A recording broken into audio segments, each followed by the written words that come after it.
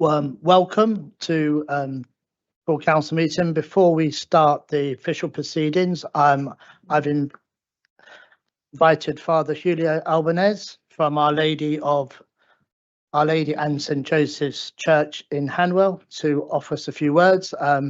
Obviously, Our Lady and St Joseph's was the church that I grew up in, where I was baptised, confirmed. So I'm very pleased to have Father Julio here. Thank you, Father Julio.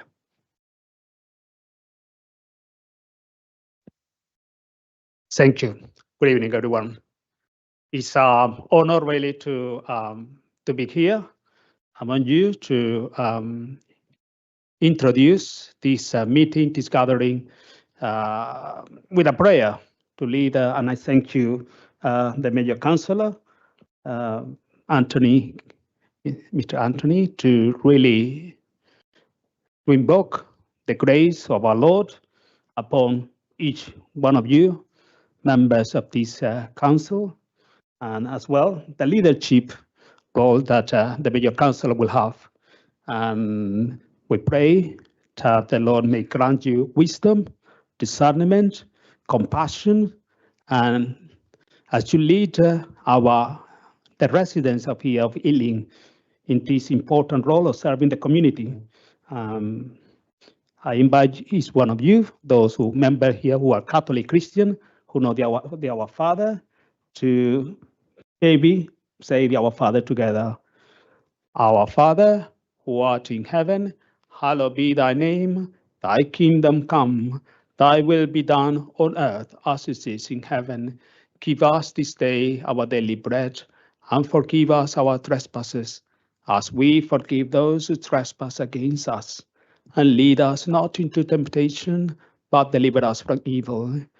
In the name of the Father, and of the Son, and of the Holy Spirit. Amen. Thank you very much, Father Julio, for coming at such short notice as well.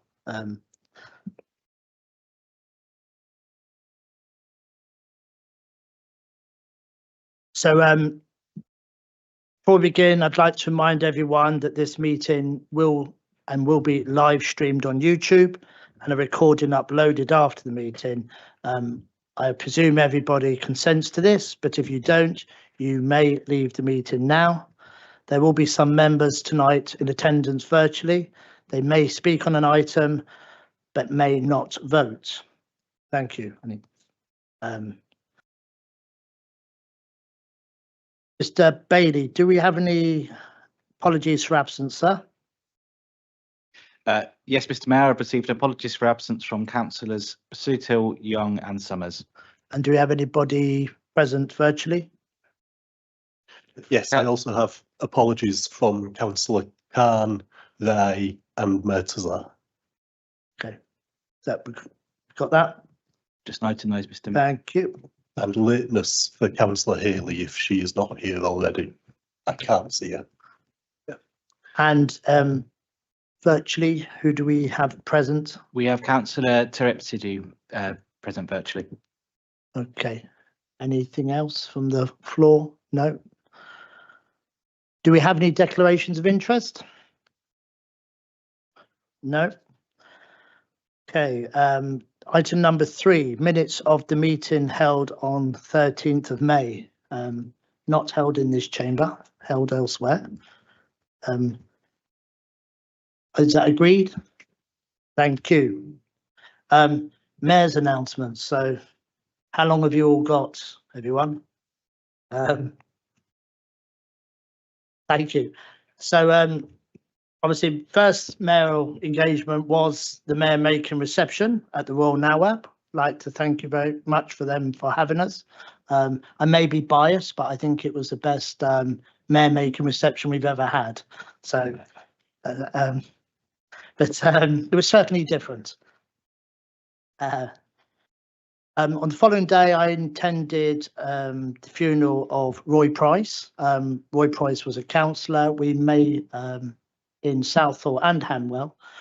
It was wonderful to see some photos. He was a motorcyclist, he was a trade unionist, he was a yachtsman, and he lived a good life. but we may speak more about him at the next meeting. Following day, I opened up a grocer's shop in Greenford. That was nice. And the following day, I met a 60s icon, the patron 60s icon of theatre and TV and films. I was joined by Councillor John Martin, a garden party at Sybil Elder School. So Jane Asher, it was the patron of that charity that goes to the school. So that was a great event where the students' chairs basically showed us around the school. I also was joined with the outgoing past mayor, Councillor Yvonne Johnson. We went to evening song at St Paul's Cathedral, and we were quite the tourist attraction there in our robes on the steps, and we had a great time at the Old Bailey being shown around. And we almost sat in the dock. We got that close to where the law takes part. I'd like to thank Councillor Mohammed for attending the social impact report launch at the Green Quarter in Southall. And the following day, I went to Ealing Rugby Club, Ealing Trailfinders, and my people that I played rugby with were astonished to know that I was mayor. They couldn't quite understand it, but it was a good day with lots of festivities. They also opened up a fish and chip shop in Northolt. Thank you very much, Councillor Nand, for introduced me to the people, and they made a kind donation of £100 to the mayor's charities. I also done citizenship ceremonies, and the following day we celebrated, or many of us would have celebrated, the Jewish holiday of Shavuot, one of the biblically ordained 3 pilgrimage festivals. And also last week it was Eid, public holiday from Friday till this evening, I understand, which commemorates the Prophet Abraham's willingness to sacrifice in obedience to God. So if anybody was in West Ealing on Friday, they would have seen some happy people who may have attended a soup kitchen. Madam Mayoress, my wife, cooked for everybody, so I had better say it was the best meal they ever had. It was just wonderful there to see all the support the volunteers give there. And also like to thank Councillor Jamu, who also donated the cost of a meal on a Monday night. And if anybody would like to donate the price of a meal, it's a good value. Please come and see me, and you can sponsor a meal there. On Saturday, I attended the new mayor's induction and protocol days, and I discovered that the mace has been placed the wrong way for perhaps 100 years. So I'm not sure if the decisions were made unlawful, but we've got the mace placed in the right way.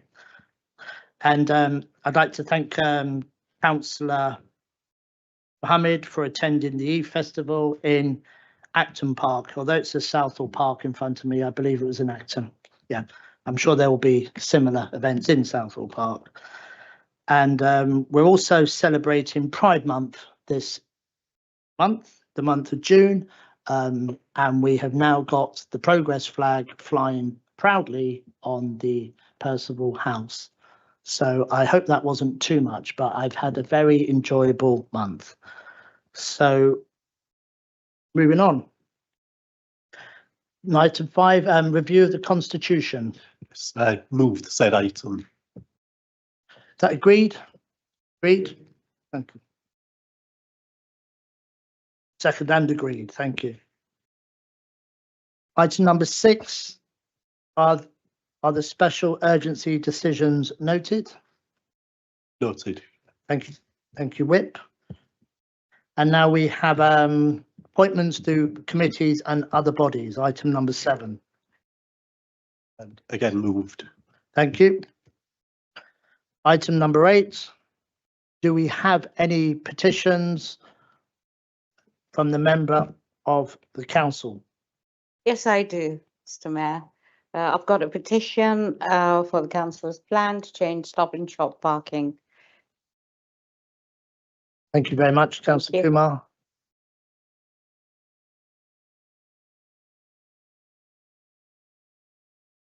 So that's been presented to Mr. Bailey. Thank you.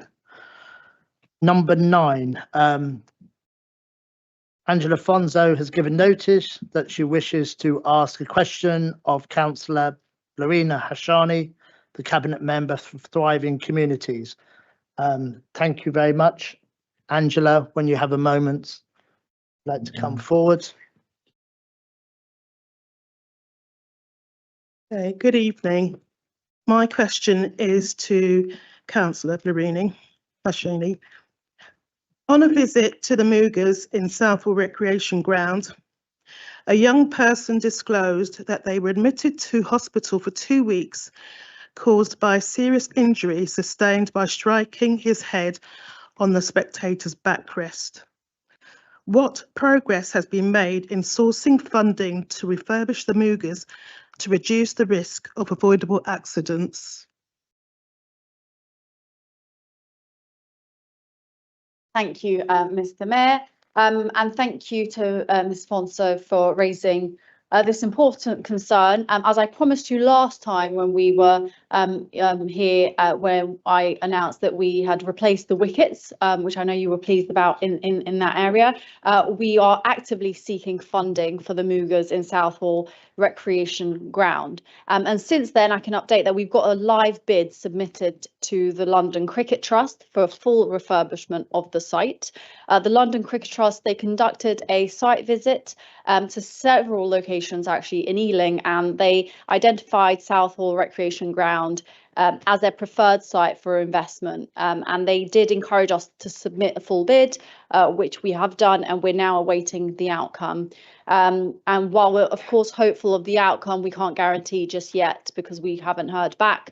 But officers are following up with the London Cricket Trust to find out when we might hear of that outcome.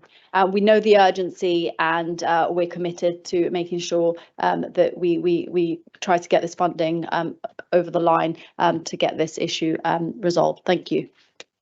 Do you have a supplementary, Ms. Fonzo? Yes, I do. What can be done to make the Moogers safe before you receive notification of the bid? Because I am concerned that young children are suffering serious head injuries, and as in the case that I said in the question, the young person was admitted to St Mary's Hospital, which is a major trauma centre. So what can be done to make the Moogers safer before you know the outcome of the bid? Thanks, Ms. Fonser. As I say, we've submitted this bid, it's live, and we look forward to the outcome of that. I'm very sorry to hear about the case that you've outlined, but my understanding is that the Mooger, is broadly safe. The assessments have done. Of course, we want to improve the safety, and we'll look at anything necessary in the meantime. But I'm very hopeful that this live bid, which is now in, will get us the outcome that we want, and we'll keep you posted as soon as we know. Thank you. Thank you very much, Angela, for your questions.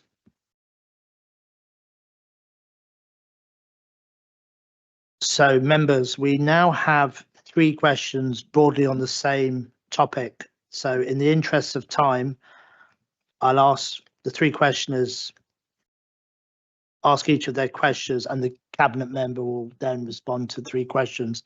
My understanding is that one person is online. If they're able to sort of make themselves. Hello.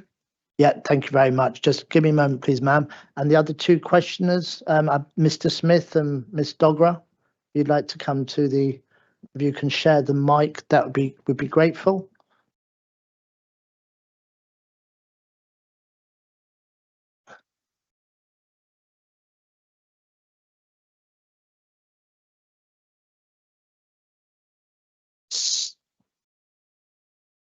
So, Claire Wellsby, sorry to, if you just want to introduce yourself Yep, thank you. Yeah, my name's Claire Wellesby. I'm part of Ealing's Save Ealing Children's Centre group.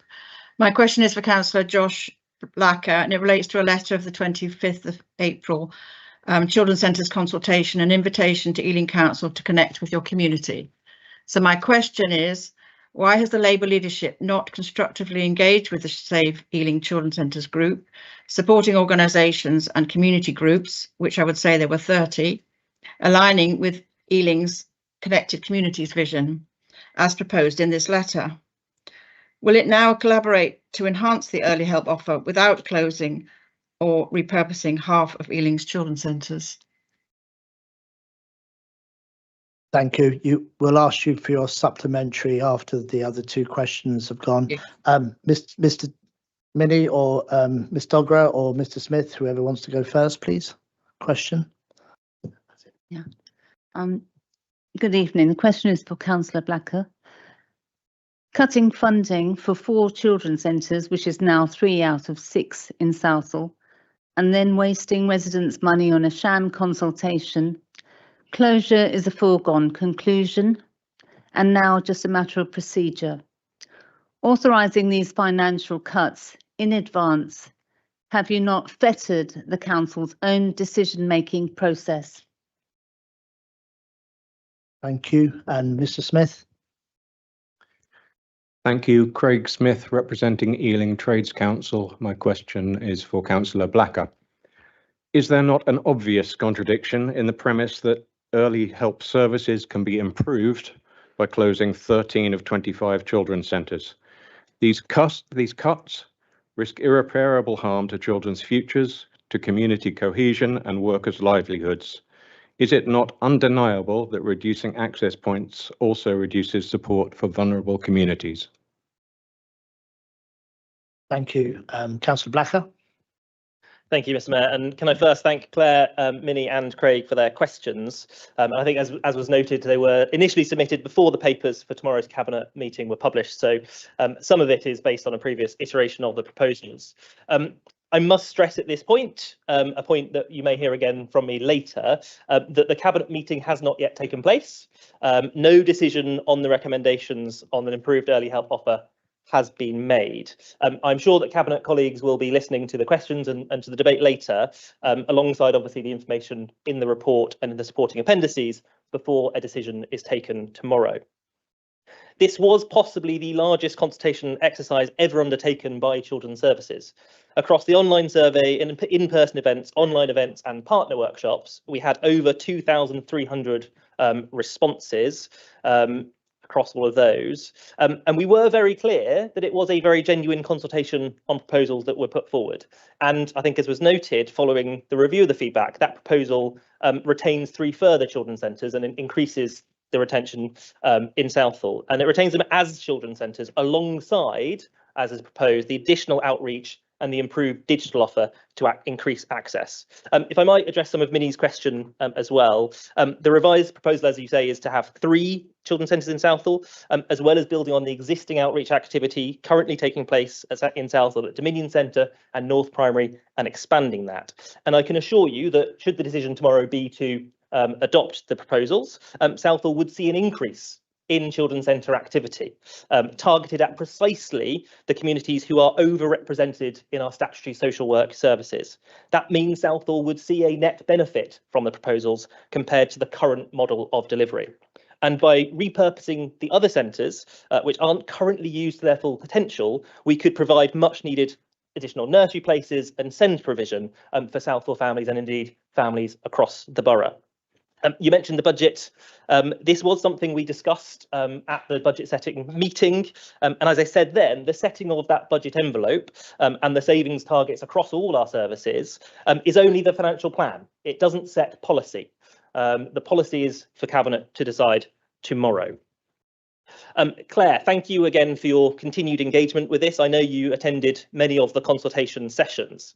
The proposed early help strategy is a high level one, and if it's adopted, as we start to implement it, if we agree tomorrow, we would be looking to work, as you ask, ever more closely with families, partners and the wider community to ensure our children have the best possible start in life. You ask, as I think the Liberal Democrats are asking later, that we don't make a decision.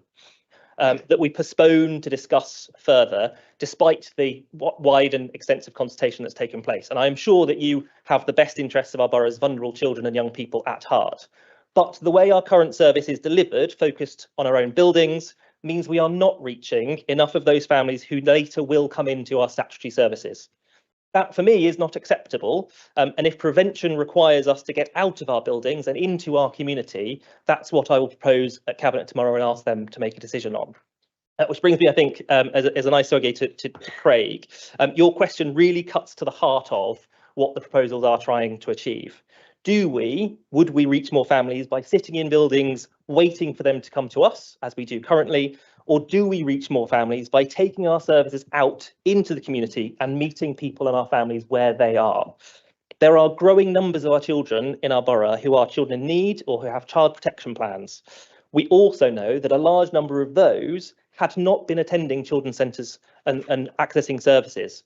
And again, we know that had we been able to reach them, in many cases, the involvement of our statutory social services could have been avoided or at least minimised. We have a moral obligation to increase the reach of our services, but sitting at Windmill Park for just half a day a week, and that is the current children's centre offer there at Windmill Park, isn't achieving that currently. That model has led to parts of our community being underserved and their children entering statutory services, unready to start school and not having the fair start in life that all children in our borough deserve. Our ambition is to have a comprehensive universal offer across each of our 7 towns, and targeted outreach work in and with our communities to provide all our families the support they need at the earliest possible opportunity. Cabinet will be asked tomorrow if they agree the proposal before them achieves that, and I look forward to discussing it with them tomorrow. Thank you, Councillor Blacker. Claire Wellesby, sorry to say both your names such that because obviously okay. You're online. If you'd like to, do you have a supplementary question, ma'am? Yes, I do. To Go ahead. Councillor Blacker. I mean, following on from what you've just said, if that is a great and laudable ambition, if to increase the reach and to reach more children and improve the early help, but how can you justify the fact that you're making the same saving is in the Cabinet report of 751,000? It's a very specific number over 2 years, and with your proposal, which is welcome, to keep 15 centres rather than 12. When the original proposal was for the exact same amount, which was to keep 12 centres open. So with spreading that and what's left even more thinly amongst the remaining centres. So how are you going to do this outreach also with a strategy that's not yet written, an outreach strategy that's not yet written? Councillor Blacker. Yeah, as I said, on the financial targets, and I think this is something we'll possibly come back to again tomorrow evening, there is a financial envelope for the entire service, and last year Children's Services was £3.3 million overspent. We cannot sustain an organisation that is spending to that level across both children's services, adult services where there's an overspend, and housing where there's an additional overspend. We have to find savings. There is a target for that part of the service. The proposal is before Cabinet is part of the way of achieving that. We have a savings target for our placements, but that does not mean that we will exactly save that money, because we might have another family come into the service that costs us more. We will always face challenging financial circumstances and different pressures in year, and we will always do our best to meet them and come out with a balanced budget. What we are trying to achieve is the best possible service that is delivered most efficiently for Ealing Council taxpayers. That is what Cabinet will be asked to look at tomorrow, and I'm sure Councillor Donnelly will hold our feet to the fire, as he always does, in our monthly budget updates as to how we are achieving a balanced budget within children's. Thank you very much, Councillor Blacker. We'll do it in order. Ms. Dogra. So, yeah, or Mr. Smith. Thank you. Our understanding of the response to the consultation is that the vast majority of parents stated clearly that closing or repurposing so many children's centres will have a negative effect on their and their children's lives. Although the reprieve of 3 children's centres is welcome, can the councillor confirm that the 3 centres concerned held in-person consultation meetings, while 8 of the 9 centres that are still at risk did not have in-person meetings? Is this an unfortunate coincidence? Or does it point to an arbitrary and improper consultation where a different outcome might have been achieved had the council listened to the views of all parents equally? Councillor Blacker. Thank you. I think it's quite clear from the response to the consultation that we have listened and we have respected. For instance, some of the feedback was that some parents felt more community spaces weren't safe and that they preferred more neutral spaces, which is why we have in some places said we will retain further centres. Simply on the physical locations, not all of our centres are that big, and to hold 287 people across the centres, we needed particular venues that could accommodate them, and so one of the sessions in particular was quite large. So, in terms of did we hold events in places that could accommodate them? Absolutely, we did. Did we hold them in places that couldn't accommodate large numbers of people? No, we didn't. And I think that also suggests perhaps why we have chosen the list we have, because we've looked at the most appropriate venues from which to deliver services and the venues that could be repurposed to deliver send places, childcare places, and so on, and things. What I will also remind you is that we didn't just hold face-to-face events, we held online events. And in fact, we had only scheduled 2. We got feedback that more would be welcome. We held another one. So we have done our utmost. And as I said, this is the largest consultation exercise ever undertaken by Children's Services. The response, I think, speaks to the efforts we have gone to get as broad a response as we can and listen to the views of our community. Thank you, Councillor Blacker. Ms. Dogger. Councillor Blacker, bearing in mind your answer to the first question, which I gave about cutting funding, in the context of running consultation meetings at some of the centres and at the same time at those meetings informing us at the same time of the closures, how does it square with compliance of the gunning principles in this case?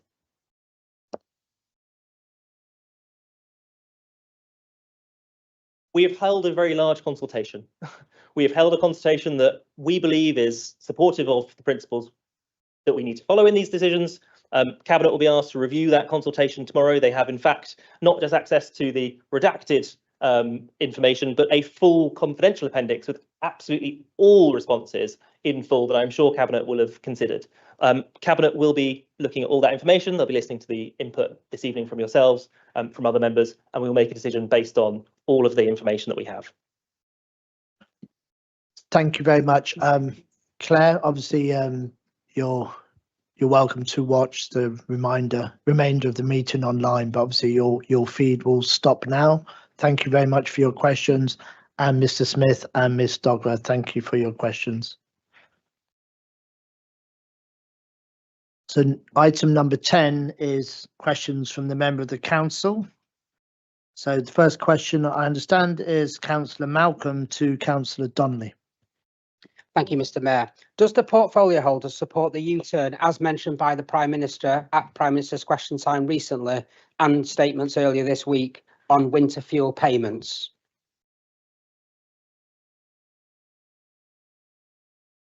Thank you, Councillor Malcolm. A rare treat for me to be asked the question by the Leader of the Opposition. I assumed it was a misprint and that the other Gary, my shadow, would be asking, but apparently not.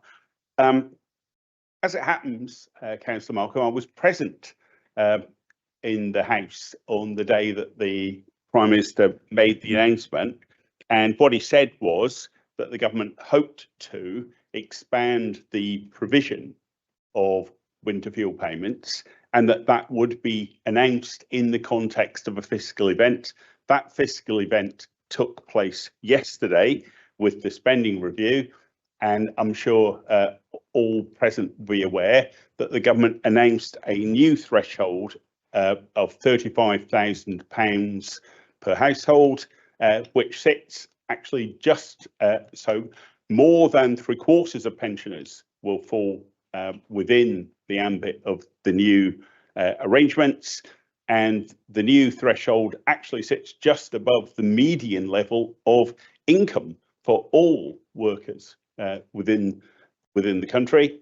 I don't think many people now would support the notion that it is the best use of taxpayers' money for this to continue as a universal benefit.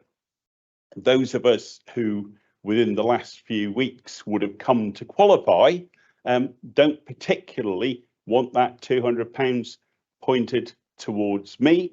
I'm only entitled to the 200 at this stage. I think the government has done a good job in taking hard decisions. We had not only an economy in ruins, but as a country, our reputation for financial management was in the gutter. The government has restored that reputation and has given us a foundation from which to move forward and make this improvement. And I support that. Thank you, Councillor Donnelly. Do we have a supplementary question from the Liberal Democrats? Thank you, Mr. Mayor. Councillor Malcolm. On the related subject, do you support that the government should scrap the 2-child benefit cap, which has caused many thousands of people in Ealing to be needlessly in poverty?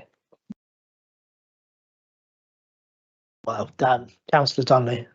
Have I inadvertently wandered into question time, Mr. Mayor? I mean, it would be helpful if the Leader of the Opposition would furnish members of Cabinet with his random questions to enable us to prepare.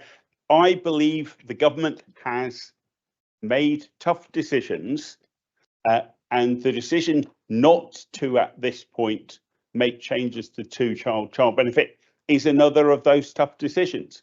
But I refer him back to what I said, that these tough decisions are made for a purpose, for the purpose of us being able to make record increases to the national minimum wage, for us to be able to sustain the triple lock on pensions. We're delivering a 4.1% increase this year, to enable us to increase the pension credit standard minimum guarantee this year by 4.1%. These are tough decisions, but we're focusing money at the time it's needed for the people who need it. And if Councillor Malcolm wishes to spend the next year trading slogans on national issues, while the people of Ealing are focused on the issues that matter in Ealing, then I suppose we in Cabinet will just have to have the conversation with him. Thank you, Councillor Donnelly. Councillor Jamu, you have a question to Councillor? Thank you, Mr. Mayor. Could the portfolio holder provide an update on the council's work to create good and well-paid jobs for all of Ealing's residents? Thank you, Councillor Jamu, for your question. Since the start of this current administration, we have managed to secure over 9,000 new, good and well-paid job opportunities for our residents, well on our way to reaching the target we set ourselves of 10,000 by 2026. A huge amount of work has gone into this at the council, working in tandem with local private sector employers to ensuring that local businesses are clear on our priorities around growth, jobs and employment, and that we're making it as easy as possible for businesses to grow and expand in the borough and create new opportunities for our residents.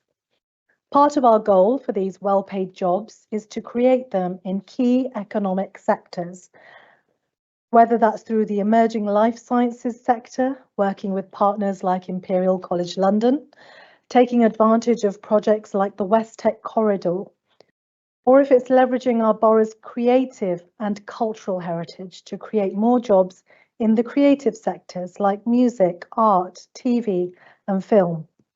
These are sectors of our local economy that we want to grow, and we want the jobs created in these sectors to be available for our residents.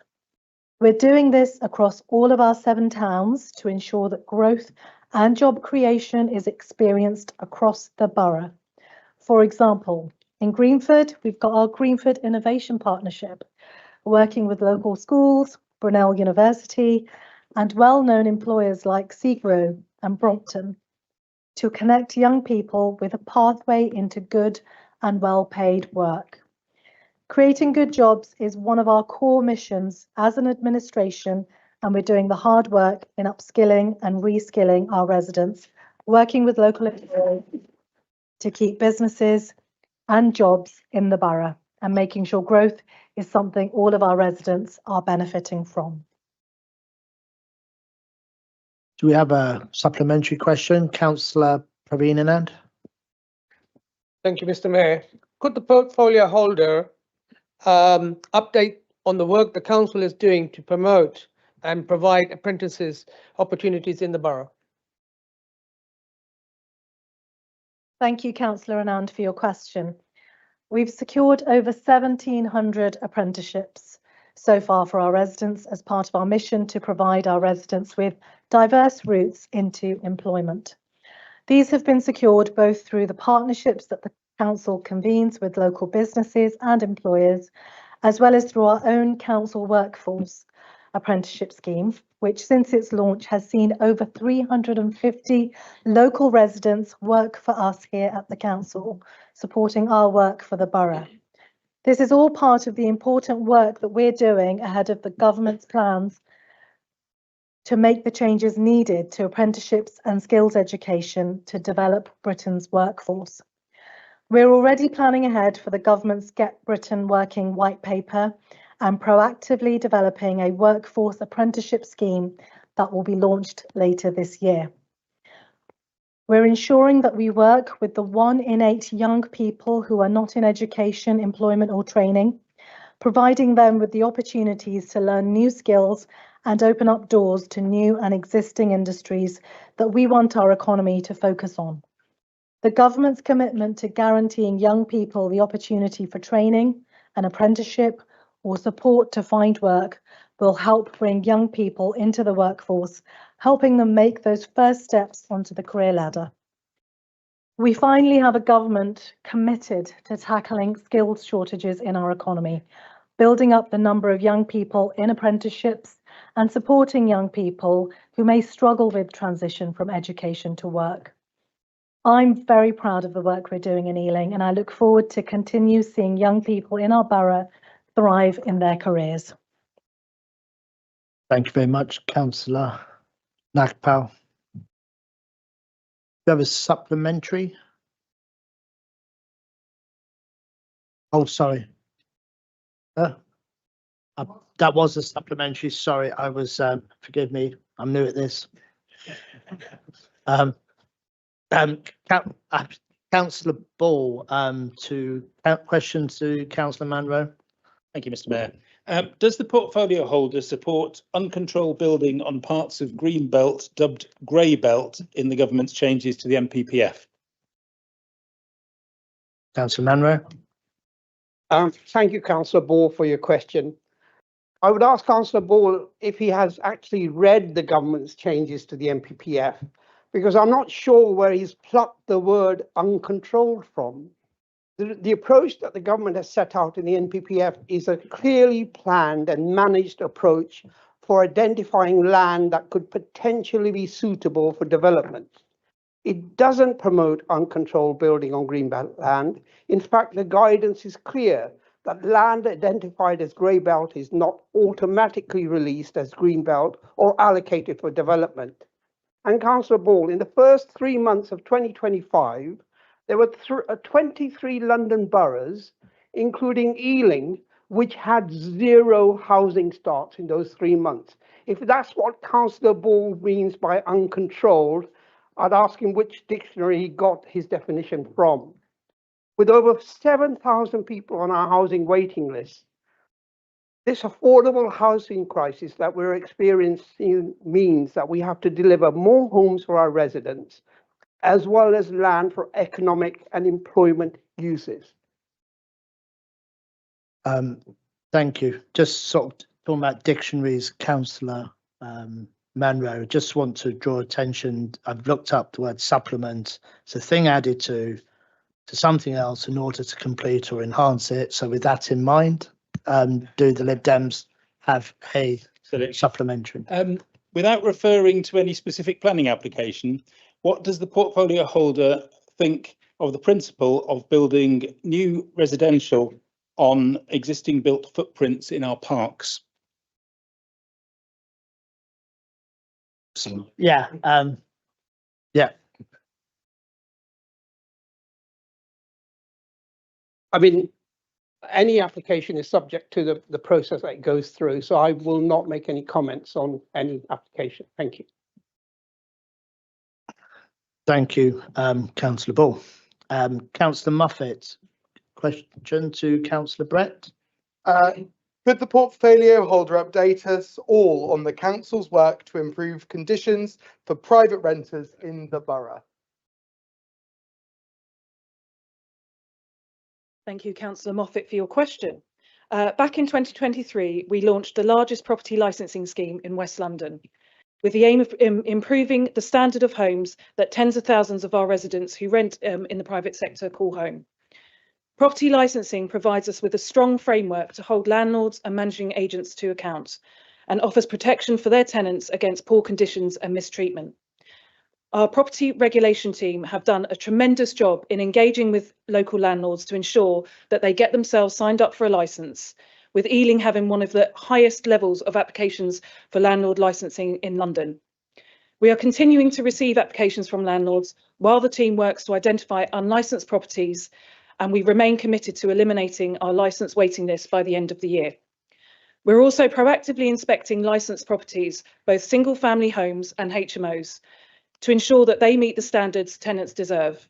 Rather than waiting for tenants to endure poor conditions and report issues after months of frustration, we are taking action. By checking over 300 properties a month, we're working to maintain high housing standards across the board. This means that we can tackle issues like disrepair before they begin to negatively impact on residents, and encourage landlords to appropriately manage their properties. And it's work that I am really, really proud of. We're standing up for our residents and our renters in the borough. Thank you. Thank you, Councillor Brett. Do you have a supplementary question from member there, Councillor Kingston? Does the portfolio holder share my positivity on the outlook of the government's mission to expand the rights of renters in Britain? Thank you, Councillor Kingston, for the question. The outlook for private renters under this Labour government is looking brighter than it did under 14 years of the last Tory government. Providing security to private tenants is crucial. Abolishing Section 21 no fault evictions so that those living in private rented homes can feel safe and secure, freeing them from the fear and uncertainty that unexpected evictions cause, giving renters stronger protections and more power to fight backdoor evictions through unreasonable rent rises that vastly outstrip market rates. Raising the standards that landlords will have to meet, whether that's through an introduction of Awaab's law or through ensuring that landlords will meet all of the energy efficiency standards, keeping private tenants' homes warm in the winter and cool in the summer, and their bills down year round. This Labour government's policy, when it comes in to the private rented sector, is clear. Renters deserve a better deal, and I am proud that in Ealing we are already starting this work, with our own landlord licensing scheme holding rogue landlords to account and protecting the thousands of renters who call Ealing home. Thank you, Councillor Brett. Councillor Kumar, you have a question to Councillor Driscoll, I believe? Yes, I do, Mr. Mayor. My question to the portfolio holder is, what is the capital cost of proposed changes to Stop and Shop parking across the borough? Thank you, Councillor Kumar. So Highways are currently working closely with parking services on the Stop and Shop programme, and we are hoping the programme will encourage more short visits to local shopping centres and support businesses and enhance the overall shopping experience. Responses received during the statutory consultation are period are currently being reviewed to determine a final list of locations for implementation. As such, a total cost cannot be determined. However, based on the current estimations, and these are just estimations, we anticipate a figure of between 80 to 90,000 to cover all sign removals and replacement, as well as new posts to facilitate larger sign designs and require multiple locations. Thank you. We have a supplementary question. Councillor Fonty. Supplementary question. What is the expected increase in revenue the council is predicting from the proposed changes? Thank you, Councillor Conte. Because this is the expansive nature of this work, it's a new proposal. We won't have the actual workings out because we've got Stop and Shop at present, but we have it in limited locations. So we won't know that we won't know what the actual outcome will that be until we actually test this new program, if it comes about after the consultation feedback has been assessed. So we're waiting for that to know how far and extensive the programme will be. So we'll have to see what the outcome of that is. Thank you, Councillor Driscoll. Councillor Raza, question to Councillor Ashani. Thank you, Mr. Mayor. Could the portfolio holder update us on the plans for our new regional park? Thank you, Mayor. Thank you, Councillor Raz. I'm pleased to update you on the exciting progress. Earlier this year, we ran a public consultation that received over 1,000 responses, and the feedback, again, has been overwhelmingly positive. Almost 90% supported the overall vision, with strong backing for nature recovery, improved access, and inclusive design. A recent article that was published on the Around Ealing website was one of the most viewed ever. And so I think this shows sort of the huge public interest in the project, which is exciting. Only last month, Cabinet approved the next steps of the plan, which include accepting future external funding and delegating authority to progress delivery plans. I'm also pleased to confirm we've submitted a major bid to the Nature Towns and Cities programme, which, if successful, will enable us to start more detailed planning work for the park. And we should hear on that very soon, and I'll update you in due course. Working alongside community groups like Letting Grow, we planted 5,000 trees at Pear Tree Park this winter, and now are designing new wetlands on the same site. As you know, work is also progressing on the new Garnow Leisure Centre, and we're advancing plans to designate Horsenden Hill and Warren Farm as local nature reserves. And we'll also tendered a new cafe operator at Pear Tree Park, and I know this was a really important issue for people using the park, myself included. We've also now working closely with National Trust, Hounslow Council and the Environment Agency to ensure that the park is truly regional in scale and ambition. It's worth noting that much of the regional park builds on the legacy of the Brent River Park, which celebrates its 50th anniversary this year. And I'd invite everyone to attend the celebration at Churchville's Recreation Ground on Sunday, 29th of June, to celebrate this occasion. And they're a powerful example of what can be achieved with bold, long-term thinking, and our new regional park carries the same spirit of ambition.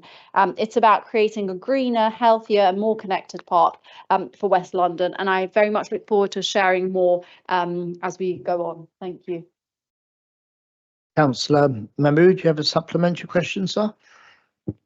Thank you, Mr. Mayor, and can I just ask you, before I ask the question, can I just comment and appreciate the good work Councillor Ashani is doing in regards to regional park, and residents of Ealing and residents of Perivale very much looking forward to see dinosaur in Perivale Pier Park next month. And to the question. So on the same time, can you outline how access to the new regional park will ensure that all our residents who wish to visit can do so? Thank you.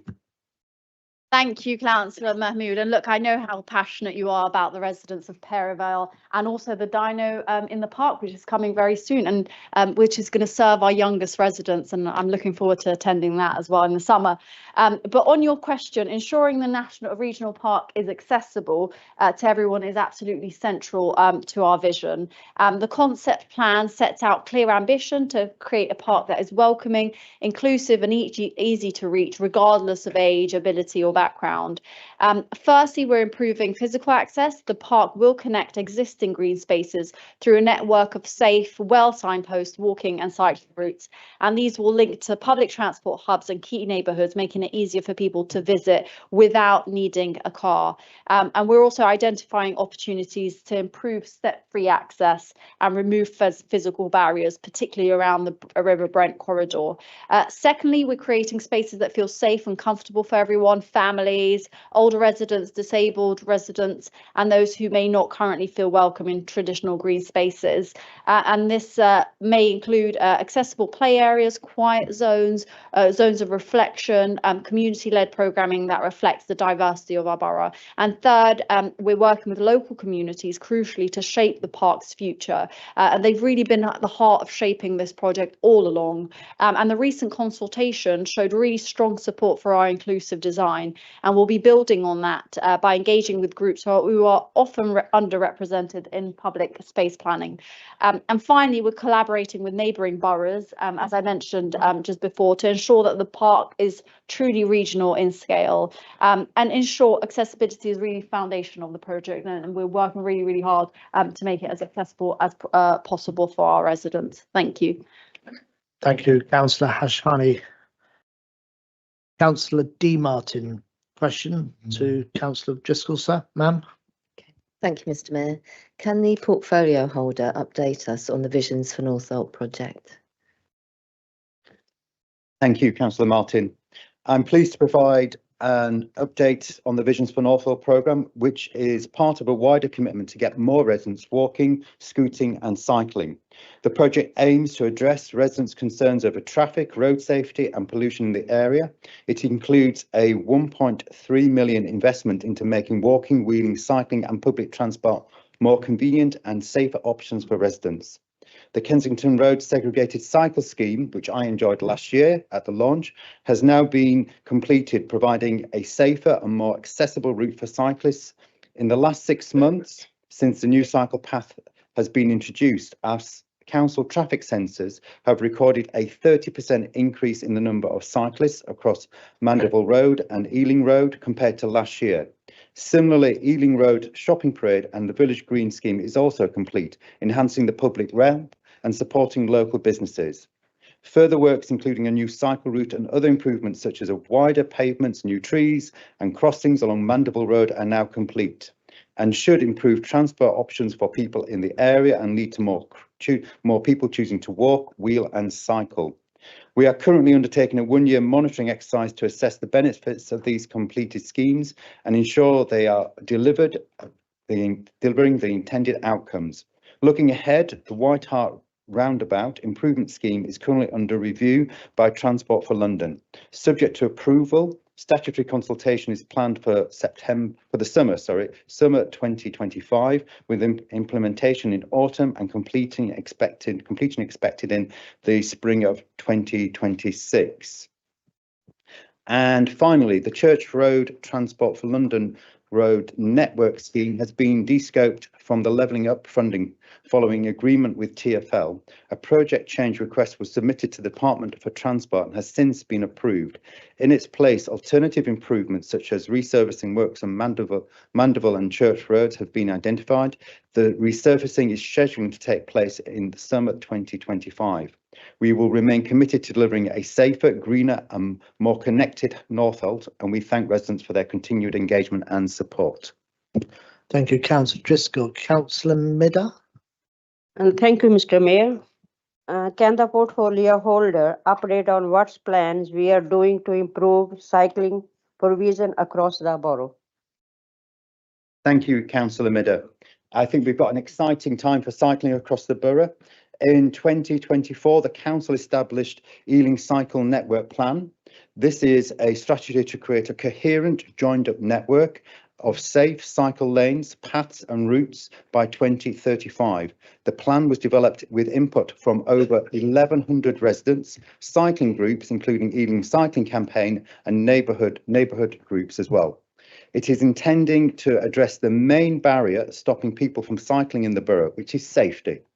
Following the feedback from the borough-wide consultation in 23, the plan will focus on improving existing cycle routes to create a better connected borough and make it easier and safer to cycle. Some of the current schemes in progress include at Park Royal, where there will be a new two-way cycle track, which includes junction improvements to prioritise cyclists and pedestrians, and new parallel crossings such as those used by cyclists. At Boxton Road, there will be a two-way cycle track with segregation where feasible. This provides a continuing of the existing route from Hounslow up to Uxbridge Road. Other schemes include Uxbridge Road, Wimble Road and East Acton Lane. We know the safety is the biggest concern by far for residents when considering cycling. So seeing more segregated cycle paths going across the borough is an important step towards removing this barrier. Making it more convenient and safer for people to cycle will help reduce congestion and pollution, as well as help our residents lead happier, healthier lives. Thank you. Thank you very much, Councillor Driscoll. Item number 11, opposition motion for debate. We're 20 minutes ahead of schedule, so congratulations to the members. Must be something to do with the chair. There we are. Councillor Oxley, you'd like to move the motion, sir? You have up to 5 minutes and you will see the clock. Okay.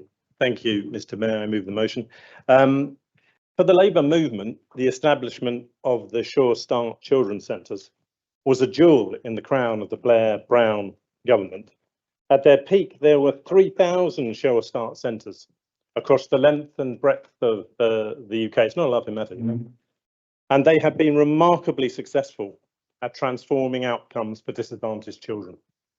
Last month, the Independent Institute of Fiscal Studies estimated that for every £1 Sure Start Children's Centres generated £11 of benefits for children tending them. Was the IFS report even considered by the Cabinet? Of course, the Tories sought to destroy Sure Start, slashing funding by 2/3. But miraculously, through a mixture of far-sighted pragmatism, local fundraising and clever sharing of buildings and staff, Ealing's Children's Centres survived and continue to provide critical services to mums and dads, including health visits, nursing, midwifery and mental health services. It's incredible, isn't it? That today it's Ealing's Labour Council that is now set to complete Tory unfinished business by closing 10 of our precious children's centres. Don't be fooled by the language. Repurposing centres and outreach services are just Weasley words for closing centres and privatising services. If you don't believe me, and I see you shaking your head, if you don't believe me, just look at the Cabinet papers published last week. They reveal for the first time that private companies are to be invited to provide commercial childcare businesses at repurposed centres. Check the papers. With Ealing's Labour Council acting as their landlord. Well, one moment, members. Councillor, if you address me, and then that way they won't respond back to you. Thank you very much. That'll be a relief. They reveal for the first time that private companies will be providing commercial businesses at repurposed centres.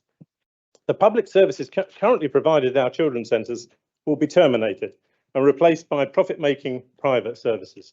This is privatisation of our children's centres, brought to you by a Labour council.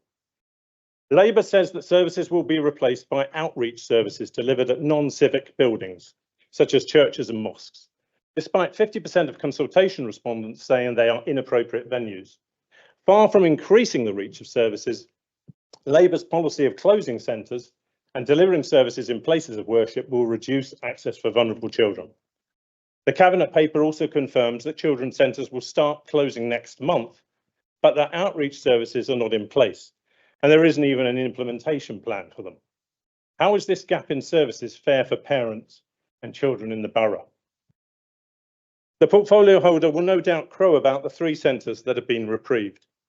And let me say, the Liberal Democrats unambiguously welcome this U-turn. It comes in the face of overwhelming opposition to all closures from more than 1,500 respondents. But 10 centres are still slated to close, and Labour's cost-cutting target of 750,000 remains unchanged. This suggests the need for even deeper staff cuts at the remaining centres. In summary, Labour's proposals sound the death knell for our children's centres.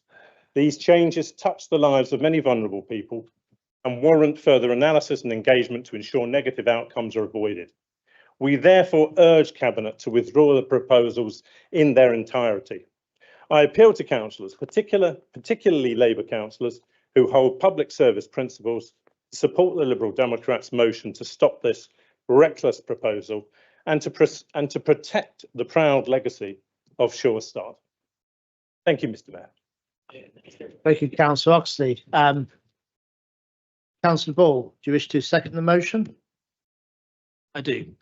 Thank you, Mr. Mayor. I rise to second the opposition motion.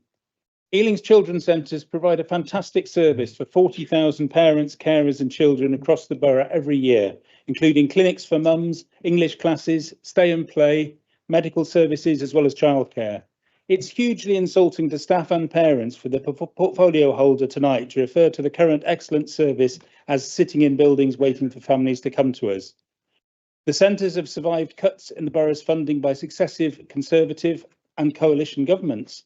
But now, under Keir Starmer's Labour government, this Labour administration have decided that they will not support this comprehensive service anymore and are closing 10 of the children's centres in Southall, Ealing, Northolt, Greenford, Hanwell and Acton, making longer journeys for parents, less visibility of the service in local communities, and ultimately fewer children who will be able to receive the huge welfare, educational and socialisation benefits of attending a children's centre.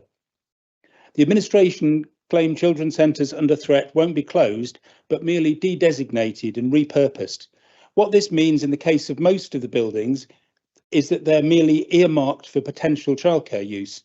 This doesn't guarantee that any childcare provider uses them, or if they do, that they aren't merely moving from another site. And if they are used, it'll either be by a private provider, privatisation, as Councillor Oxley rightly stated, or by a provider from the charitable sector. I was previously a trustee of a charitable preschool playgroup. Our mission was to provide free and low-cost childcare for disadvantaged families in South Ealing.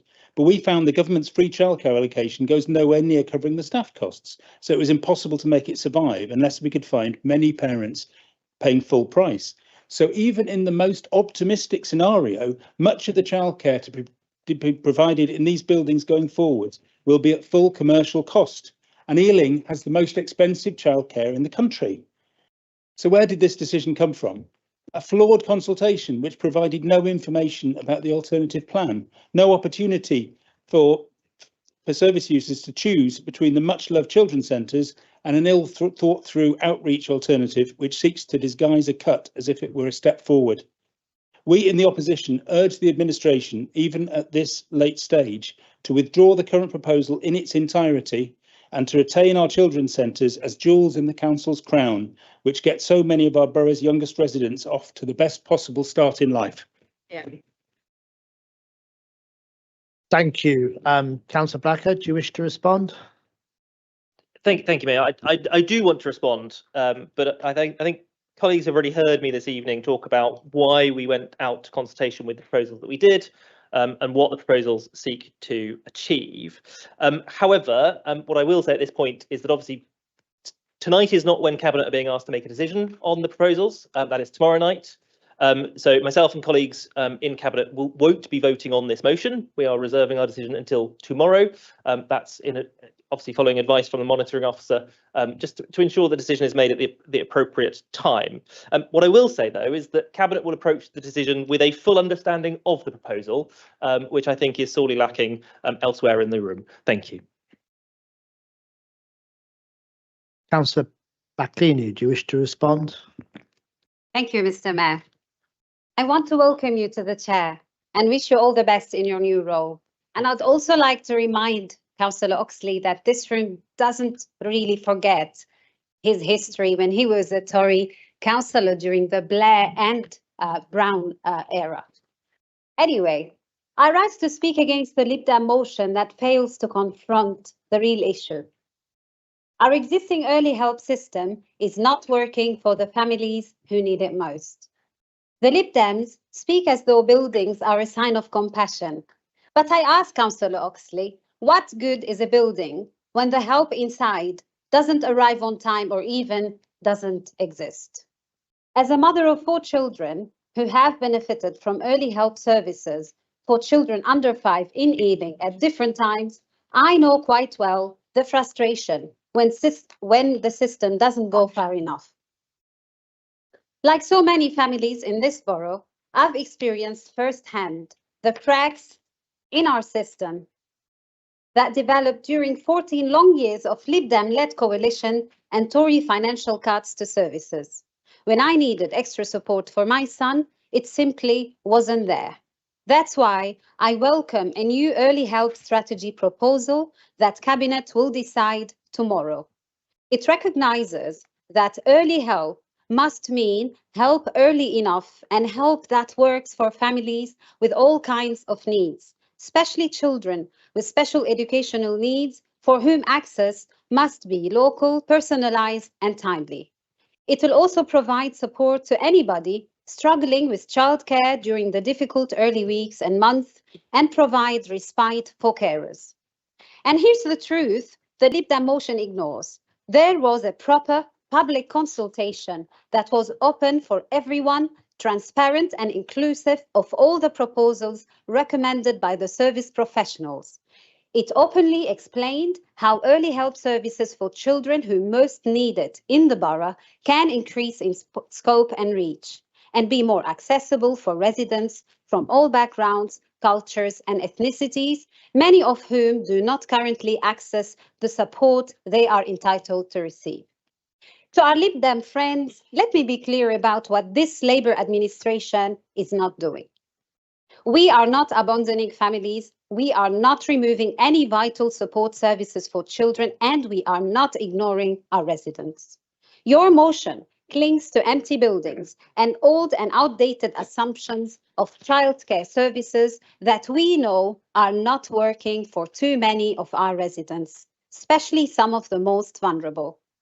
We want to build an up-to-date and progressive system based on evidence, need, and responsibility. You want to preserve empty buildings while we want to build stronger futures. That's the difference, and that's why I reject your motion. Thank you. Thank you. Councillor Gannon, wish to respond? Thank you very much, Mr. Mayor, and I warmly congratulate you too on your taking up your role there with such aplomb. I'm speaking on behalf of our group, and I want to say, first of all, we'll be voting in support of the Lib Dem motion tonight. I also want to thank the many people in Ealing who've raised public awareness of this issue, not least Claire, Minnie and Craig, who've appeared here tonight. Now, I may be getting a little bit cynical as I get older. My colleague keeps telling me the same thing, but why do I have to look at page 11 of tomorrow's Cabinet report to read this key phrase? The council needs to make financial savings to ensure the financial resilience of the council. Now, in its own right, it's a perfectly fair point, but perhaps should have been made more openly in this context, instead of cloaking the proposed change in words like strategy, efficiency, and outcome. Now, I would say, of course, it's positive that Jubilee, Pets Hill and Dormers Wells are to be retained in the current iteration of the plan. But that doesn't answer one of the central public criticisms, and we've heard it aplenty tonight, that the consultation process was not open. And indeed, it says something to me that in 8 of the 9 centres to close, there was no in-person meeting at all. It's all local, Mr. Mayor. It's all local. It's about using the service that's on your doorstep.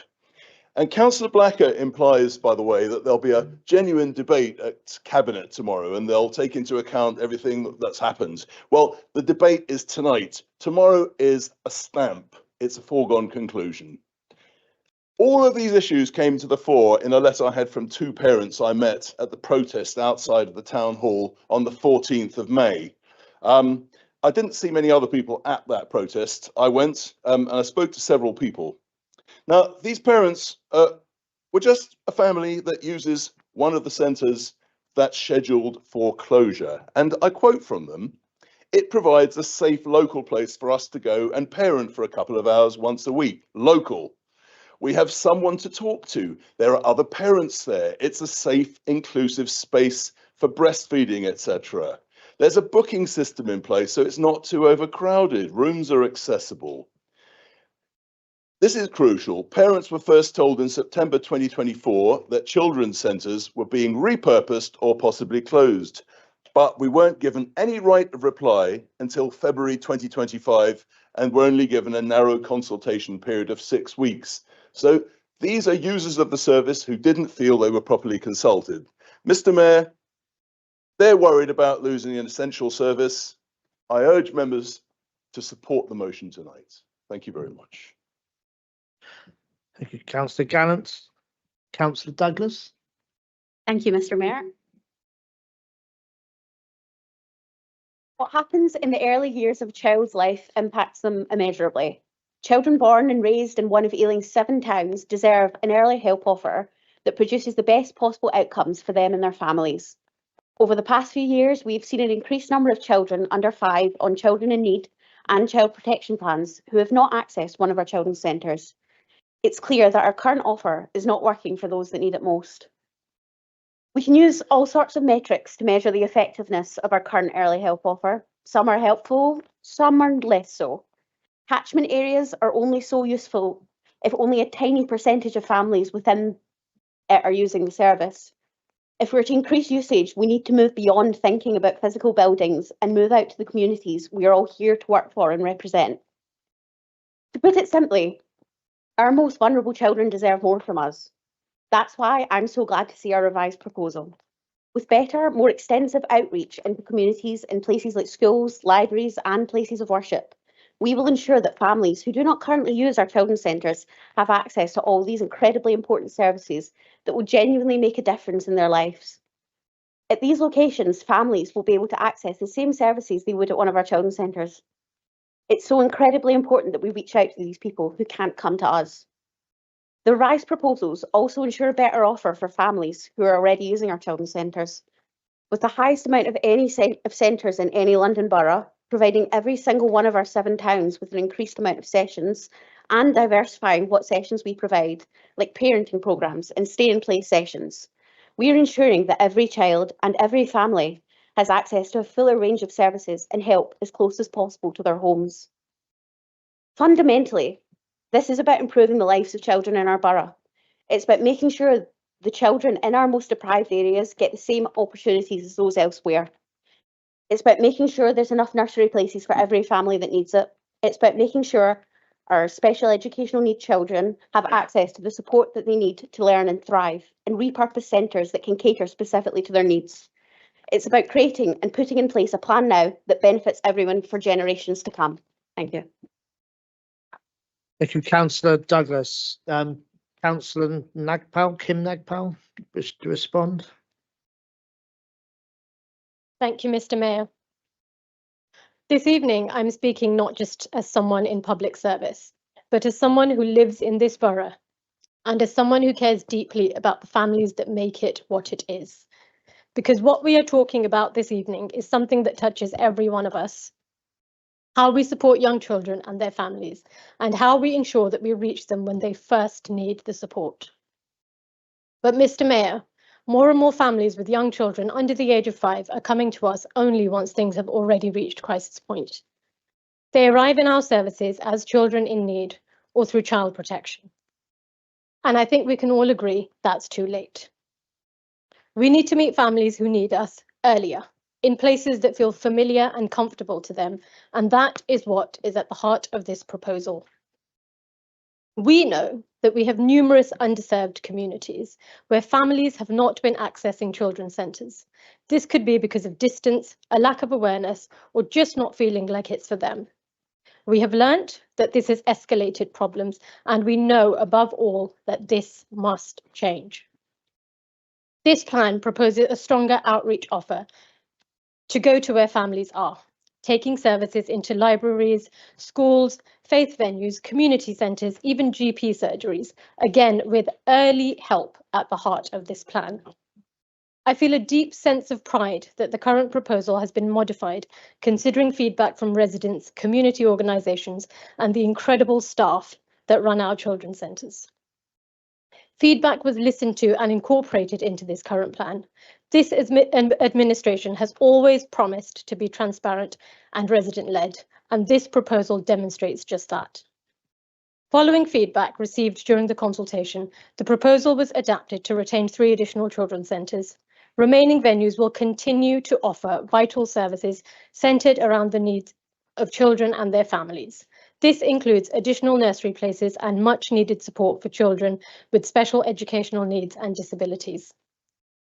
In my ward, Northfield, the Log Cabin is an exceptional example of how the needs of SEN children and their families are supported. I am proud that the new proposal seeks to build on this and increase the short breaks provision for children and their families, a much needed service cherished by those who use it and even rely on it. Ealing will remain the borough to have the highest number of children's centres in London, and all 7 towns will see an overall increase in children's centre activity. This administration wished to improve the early help offer for children and their families. This administration wished to only implement changes that the community supported, and this plan proposes to do just that. I would like to thank Councillor Blacker for the sincerity with which he has engaged with and listened to the residents of Ealing, and the willingness demonstrated to develop the proposal to meet the needs of Ealing's residents, families and children. Thank you. Thank you, Councillor Nagpal. Mr. Councillor Oxley, to sum up. Thank you. Just, I'll try to sort of, how many minutes do I have? 3 minutes, okay. I'll try to sort of go around what I heard. Didn't hear much from the portfolio holder. I don't know whether he really doesn't believe in this and doesn't feel able to sort of engage with some of the things I said. But I can only conclude from not speaking that that he doesn't have a great deal that he wants to defend. Mayor, on a point of personal explanation, the response I gave was very clear that advice was given from the monitoring officer. Advice was given and is being followed from the monitoring officer. And if Councillor Oxley wishes to use that against me, he should take it up with the monitoring officer and suggest that their advice was incorrect.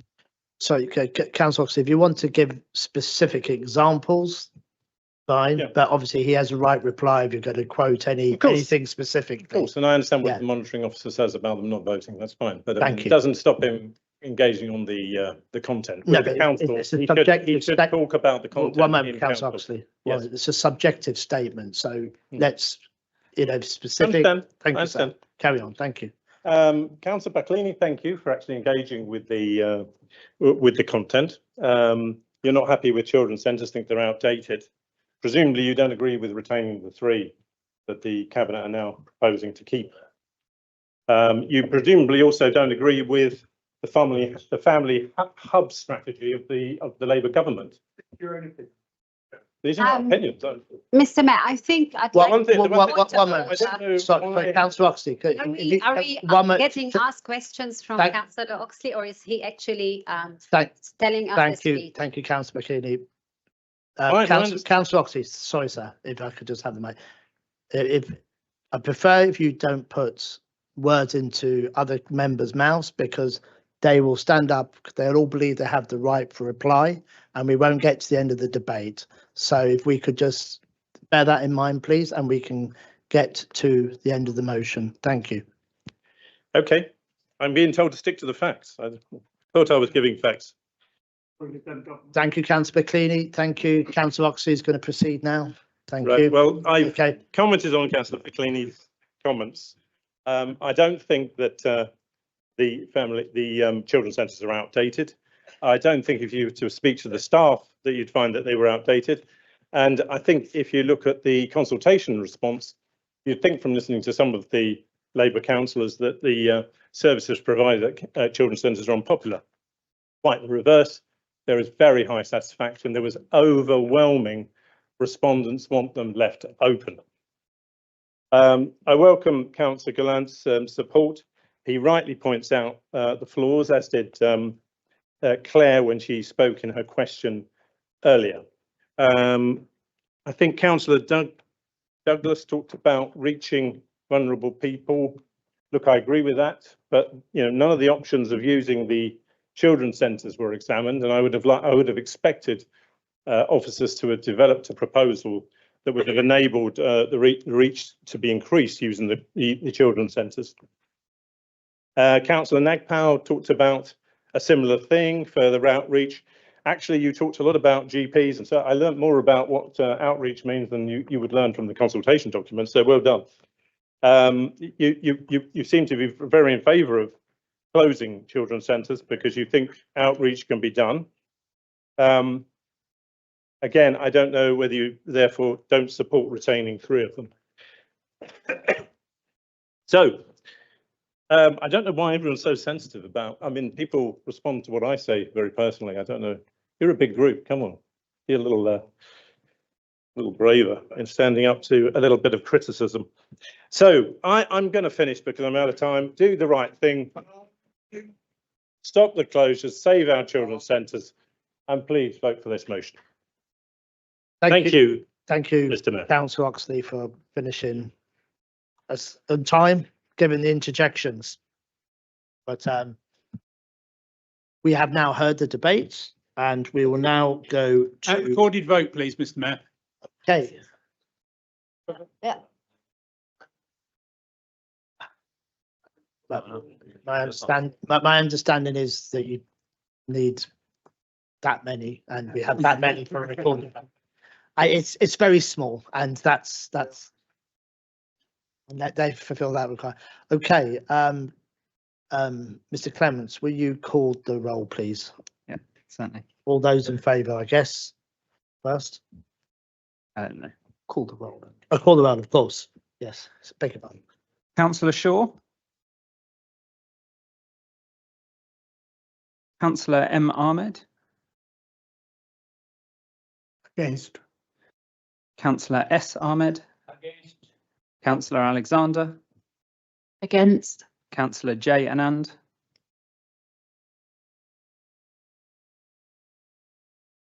Councillor P. Anand.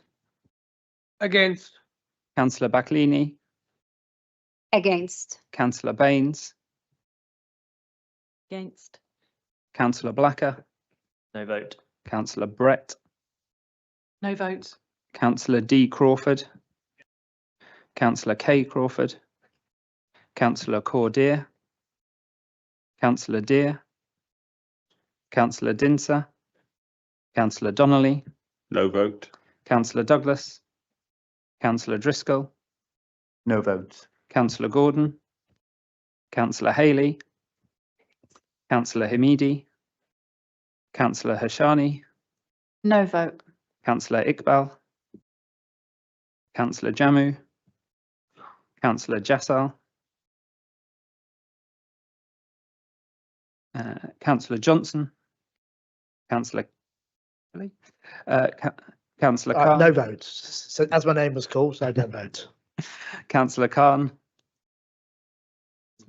Councillor Kingston. Councillor Newstub. No vote. Councillor Coley. Councillor Mahfouz. Against. Councillor Mahmood. Against. Councillor Manro. No vote. Councillor D. Martin. Councillor J. Martin. Councillor Mason. No vote. Councillor Meader. Against. Councillor Moffat. Against. Councillor Mohammed. Against. Councillor Mohan. Councillor Mataza. Councillor Kim Kaur Nagpal. Against. Councillor Kamaljit Kaur Nagpal. No vote. Councillor Nijar. Councillor Padda. Against. Councillor Kwanzaa. Councillor Raza. Councillor Rice. Councillor Sahota. Councillor Sharma. Councillor Sidhu. Councillor Summers. Councillor Taylor, Against. Councillor Tighe, Councillor L. Wall, Councillor R. Wall, Councillor Wesson, Councillor Busuttil, Councillor Ball, Councillor Hirsch, Councillor Malcolm, Councillor Oxley, Councillor Steed, Councillor Zizamos, Councillor Kumar, Councillor Conti, Councillor Gallant. I believe the motion therefore fails. Thank you. Thank you for that, members, and we move to the majority group motion for debate. And we are 22 minutes ahead of time. So I am, well, that's in your hands, members, not to jinx it, but I call on Councillor Driscoll to move the majority motion for debate. You have 5 minutes, sir. Thank you, Mr. Mayor. Ealing is our home. It's a place we enjoy. Whether we enjoy it in our neighbourhoods, whether we enjoy it on the high street, whether we enjoy it in our streets, which is amply demonstrated by what we see in our neighbourhoods. Whether it's a local street party, whether it's a play street, whether it's the larger events that happen in our public realm, such as the Hanwell Hootie, which many people enjoyed recently, whether it's the carnivals in Hanwell and Acton, whether it's the Naga Curtain or the Smargham in Southall, all these activities that take place in the public realm. Sadly, for a minority, they're spoiling our public realm. They're a scourge on our neighbourhood, a scourge on our pride that we have in our home and in our towns. But this is a minority of people. I'm absolutely sure the vast majority of residents and businesses want to live and feel pride in their neighbourhood. Sadly, fly tipping, the abandonment of waste has been increasing. Ealing has a strong and robust street services. Our GEL, Greener Ealing Limited, has a great record for collections of waste. 98% of fly tips are collected within 48 hours. We have a significantly robust record on enforcement. We are the leading borough in London, the whole of London, for issuing FPNs. We issue 15% of FPNs in the whole of London. But when we compare fly tipping in Ealing to other boroughs on a per 1,000 resident basis, so it's comparable, we're at the midpoint, 16 out of 32. But we outstrip many of other boroughs with more fly tipping in our enforcement activity, with issuing FPNs and going after those people who are responsible. But we still got more to do. We are not satisfied with this. We've got more to do to make sure our streets and our high streets are pleasant places to be. So we've enacted an increase in the FPNs, the fine rates, from £400 to £1,000. But we weren't satisfied with just putting up enforcement and looking at extra cash coming in from FPNs. That is being married with an educational and awareness and a connected communities campaign. That is crucial to the way we're delivering, and it's crucial to making sure that we're making a real difference. Only this week, we had engagements happening in Hanwell, we had engagements in Southall, we've got future engagements happening across the borough. So whether you're at a Gurdwara, a mandir, a church, a temple, councillors will be there and they will be speaking and making connections. Whether you're at a secular community event, we will be there, we will be making connections. We will be having conversations with our residents, with the community, and making sure that we are seen and visible. This is not an action that the council is doing by just officers taking charge, by officers issuing a letter, by officers doing inspections. All those actions are important, but this is not where we're resting. Making those connections in our communities and making sure we have better understanding of where we are, what we've got to do. We have a proud and robust tradition, one of the best recycling rates in London, and we've held that consistently. We're now second in London out of 32 boroughs for recycling. Our household waste by kilogram is one of the lowest in London. But we're not resting on our laurels. We've got many challenges coming towards us. Simply recycling, the deposit return scheme, how are we going to approach this? All that is being taken on board about behaviour change and making sure awareness about what we do, what we're doing with the carbon that's embodied in our waste, that everybody knows what it means, what it actions and what the consequences. Fly tipping is not without a consequence. We spend £3 million on fly tipping collection and disposing. That could be better spent on 30,000 daycares places. It could be better spent on 32,000 potholes. Our campaign is about engaging with communities, making sure we get a message across, raising awareness, and also crucially, making sure we have enforcement and making sure we continue with that and making sure that those who blight our neighbourhoods, make sure that they suffer the consequences. We will be doing this on both prongs, enforcement and also engaging with our communities. So I commend the motion to this meeting and look for your support. Thank you. Thank you. Councillor Hamidi, you wish to respond? Thank you, Mr. Mayor. And let me begin by congratulating you on chairing your first full council meeting as mayor. 22 minutes and on your first meeting, yes. Those who know me know that this is a topic close to my heart. I have worked for many years to bring about positive change to tackle this ever-growing issue. Tonight, I want to speak not just as a councillor, but as someone who lives in this borough, walks the streets of Hamwell every day and sees the impact of fly tipping up close. It's not just a few bags of rubbish. It's an insult to our residents, an attack on our environment and a huge waste of public money. Fly tipping is not just unsightly, it is fundamentally unfair. It creates a burden that falls on our communities and on the council's limited resources. Let's be clear, every pound we spend clearing up dumped rubbish is a pound we're not spending on youth services, care for elderly, and providing homes for vulnerable residents. But this isn't just about council services, it's about community responsibility.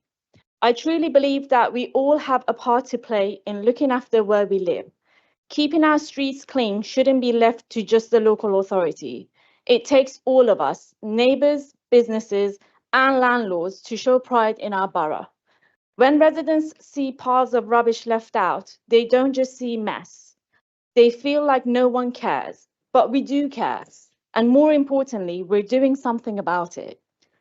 As Councillor Driscoll pointed, this council is taking serious steps. We are now issuing fines up to £1,000. Over 2,300 FPNs issued in the last year alone, and a campaign that says loud and clear, this is our home, not a tip. We're leading the way in London, not just with enforcement, but with engagement. We're working with groups like Lagercan and encouraging residents to report fly tipping through the Love Clean Streets app. I've seen firsthand through my own work in Ealing Southall that when residents are empowered and engaged, we can make real progress. We need to make it crystal clear that fly tipping won't be tolerated in this borough, and certainly not in Hamwell Broadway. But tougher action and stronger enforcement are only one side. This is about behaviour change, about pride, and about partnership between the council and the community. The message is simple. Fly tipping has no place in Ealing, and with this motion, we're drawing the line. Thank you. Thank you, Councillor Hamidi. And I second this motion. Yes, thank you. Councillor Hirsch, who's moving amendments? Thank 3 you. minutes. Thank you, Mr. Mayor. Fly tipping has become an epidemic. A survey by the Liberal Democrat National Party has revealed that in southeast England, 3 out of 5 people have seen rubbish being dumped. And that Ealing kind of issues so many fines means we too have a big problem. Rubbish on our streets is not just unsightly, potentially hazardous, but it also contributes to the impression of social decline in our neighbourhoods. There are professionals who avoid refuse charges deliberately, and the motion calls them kind of waste criminals, and I agree. These are people who dump large amount of building rubbish in huge bags in the middle of Ealing Common, half a household on Armand Avenue. They know what they are doing. Yes, they do need to know that we are raising kind of the fines, but I have got not many hope that we kind of will, keep all of them doing it. So with these people, all you can do is catch them and fine them. That's fine. Equally, we need stronger kind of controls on our business owners to make sure they have got the right kind of arrangements on rubbish, but also not dumping their rubbish whenever they want to in the middle of the pavement.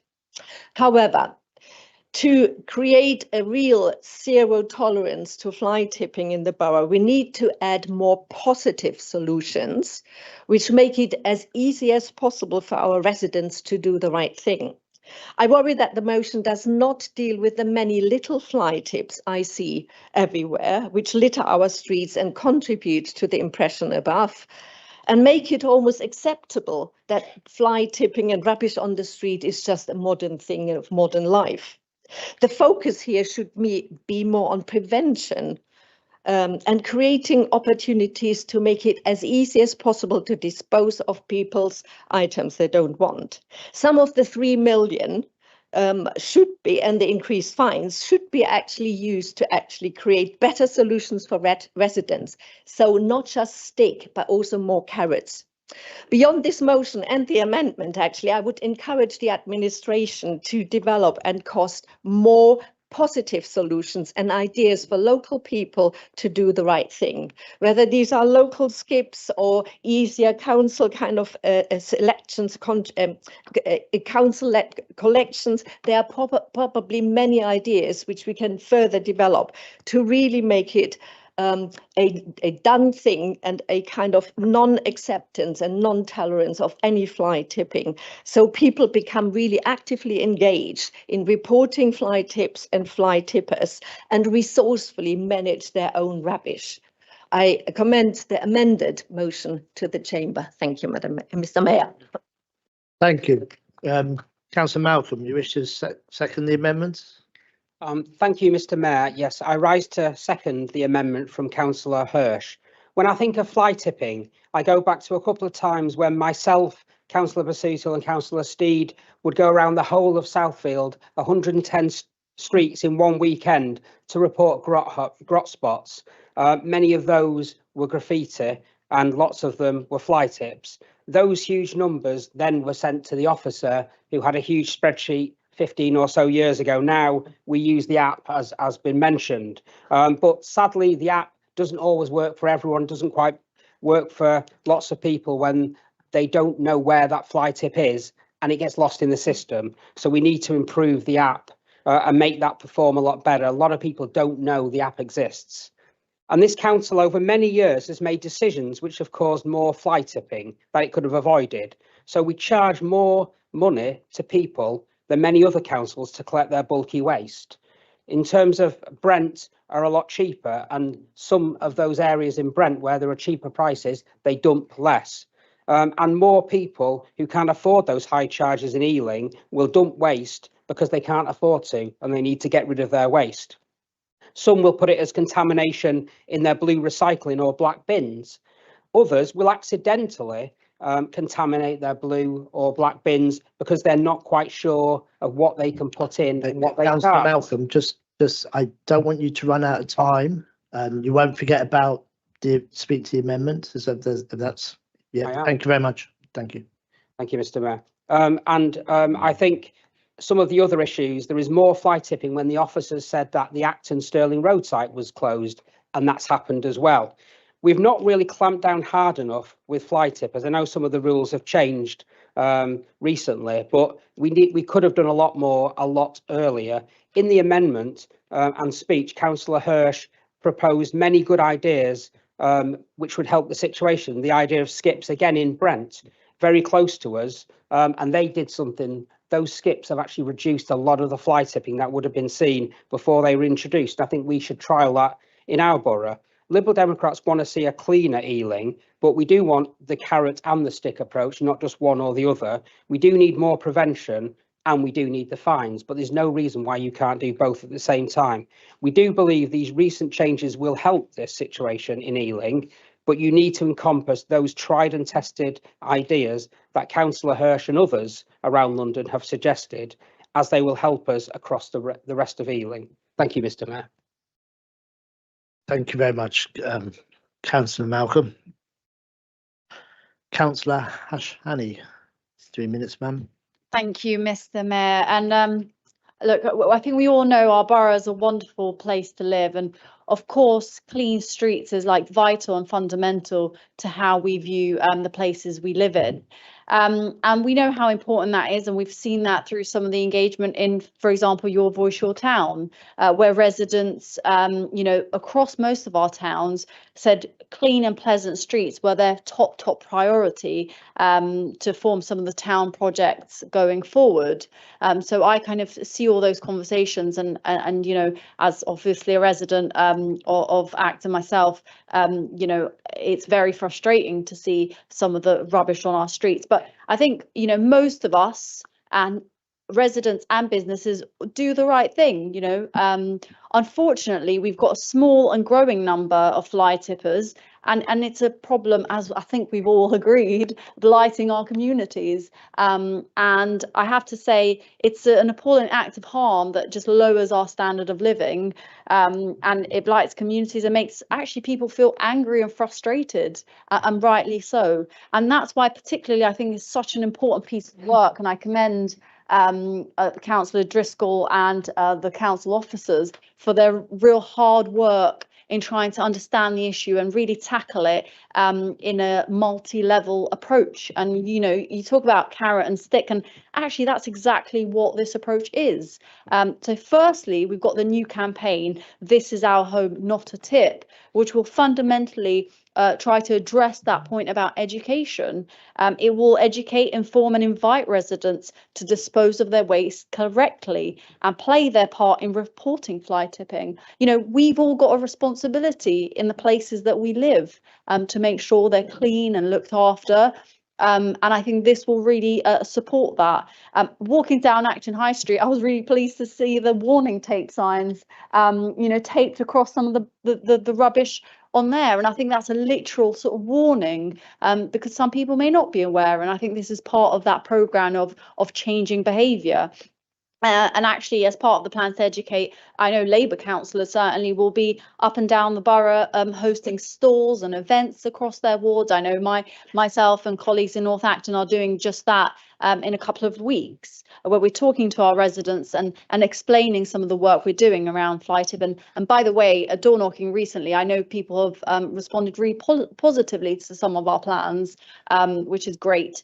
But we know a large portion of the fly tipping is coming from organised criminal gangs, rogue waste collectors who are using our homes as a fly tipping haven. And we won't tolerate this. And I think that's really clear. We're setting out that we will take a harsh approach on these rogue waste collectors. So we've increased the fines to £1,000, and thanks to Labour in government, we've got the backing of national leadership to be tough, so they'll serve up to 5 years in prison if they get caught illegally dumping rubbish. And finally, through our connected communities, we are working closely with community groups to further this cause. Thank you. Thank you, Councillor Hashani.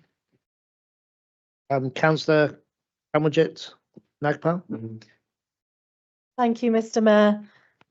As councillors, we're all aware of the blight that fly tipping causes in our communities. Fly tipping is an eyesore, yes. It's also a deep source of frustration for residents who take pride in where they live. That's why this administration has made it absolutely clear. We have zero tolerance for those who treat our streets, alleyways, and green spaces as dumping grounds.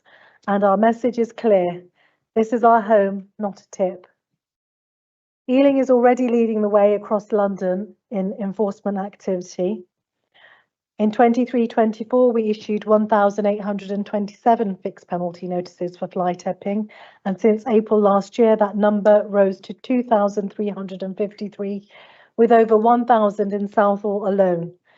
These statistics represent real action on the ground. But enforcement alone is not enough. Fly tipping currently costs the council a staggering £3 million a year to clear up. That's public money. That could be better spent on frontline services, community projects, or supporting those in need. And that's why I welcome the launch of our new public awareness campaign. This campaign is about engaging directly with communities, listening to their concerns, and encouraging responsible behaviour around waste disposal. Just this past weekend, Labour councillors put on a number of fly tipping campaign events across the borough. I attended one of those at Park Avenue Gurdwara in my ward of Southall Broadway, and I had very meaningful conversations with residents, many of whom told me they were pleased to see the council taking visible action.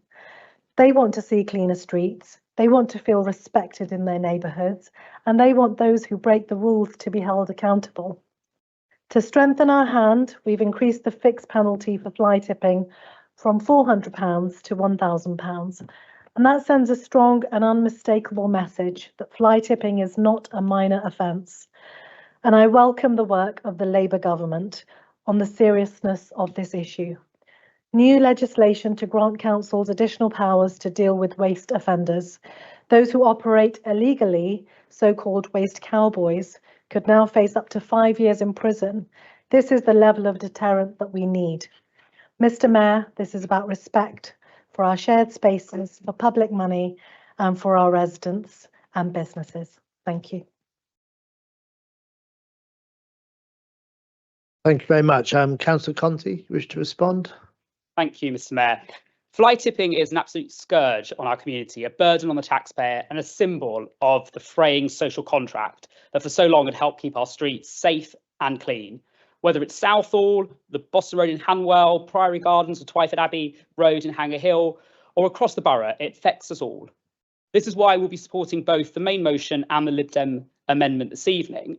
The Lib Dem amendment rightly highlights the role that businesses need to play and also the impact on, frankly, the quite often inadequate refuse setup for flats that, above shops. The rise in fines from £400 to £1,000 is welcome, and it should and hopefully will act as a deterrent. It is vital that we also work with landlords on fly tips associated with both rental properties and HMOs. Now, the education campaign for residents is really important. I know tonight there's people have been council have been mentioning about rogue waste collections, but I hope that as part of this, the council will look at the cost of bulky item collection, which in a report a few months ago was one of the highest in London. Now, let's not forget that this isn't the first time this administration has talked about a crackdown on fly tipping. It was in the lead up to the last local elections that the former deputy leader, to much fanfare, launched a crackdown on fly tipping at the time. Given that 4 years later, we're here again, shows that we've failed to get a grip of this problem. So let's hope this time that residents will be able to see a reduction of fly tipping in their community and on their streets. Thank you, Councillor Conti. I beg your pardon. I was looking at my notes, sir. Councillor Manro, would you like to respond? Thank you, Mr. Mayor. So a lot of the points have been covered that others have sort of covered and sort of outlined. But what I think the reality is that we as a community have to make fly tipping as socially unacceptable as many years ago putting a seatbelt or drink driving. I think it's not only enforcement which is important, and that is important in terms of making sure people who fly tip and we find their addresses are punished in a proper way, and you know the consequences of their actions are outlined. But it's around how do we persuade people, because the more efficient we become, and I think I was reading where 98% of fly tips are picked up in 2 days, and canvassing my ward a number of times, I spoke to people who I saw putting a bed or bulky furniture onto the pavement. And they claimed that was the way they got rid of their rubbish, because they put it there and a day later it was gone. And so it's an education process as well. It's around the more efficient we become in terms of clearing those fly tips. Many people seem to think that's the way they dispose of bulky waste. So the idea of putting incident tapes around fly-tipped areas makes neighbours understand that's not the way you dispose of rubbish. I've been a councillor, 20 odd years. This has gone on for many, many years, and we all know the hotspots in our wards. We can name them, the tree that every week has waste put there, and every Friday or Saturday it's collected. So the reality is that we have to make a fundamental change, and I think Councillor Driscoll has got to the nub of the problem. It's not only just enforcement, it's around us going out and talking to our communities, making it socially unacceptable to dump rubbish, and actually getting our residents to actually tell us if they see somebody dumping rubbish, taking a number plate, and doing the right thing to make sure that our streets and our communities live in standards that many people in Europe live in. We really need to change the way our social contract is outlined, and it's everywhere. It's not just Southall, it's Greenford, it's Acton, Ealing, wherever it may be, rubbish is being dumped. And we need to make sure we change that social contract. And I think this campaign will help us talk to our communities through the Connected Communities programme to make sure that we can make a fundamental change over time. It will take some time, but we need to do that. Thank you. Thank you, Councillor Munro. Councillor Rice, you wish to respond?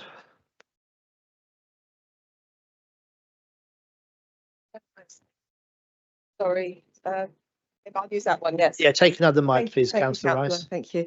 Yes, so, Mr Mayor, one Saturday a few weekends ago, a number of Ealing Labour councillors were in a meeting. Whilst I was at the meeting, I received a message via the WhatsApp group for the residents in the building where I live. One of my neighbours had just witnessed a van pulling up into the car park outside the building, and the driver dumped so much rubbish that the entrance to the car park was completely blocked. Fly tipping in real time as my neighbour took photos and posted them to the group. How many of us here have to suffer this outrage, where it certainly is not a tip, it literally is our home? A few years ago, I stood in the council chamber and I praised a previous cabinet member for his incredible work for the environment, and tonight I hope to do the same.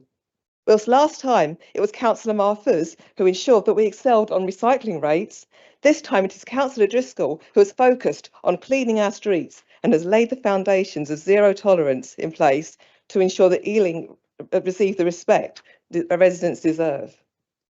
Residents understand the deterrent that penalty notices have to offer, so it is no wonder that in my ward of Norfolk Mandeville, we worked with residents and persuaded enforcement to increase park guard patrols, and the number of notices in a month increased many times over.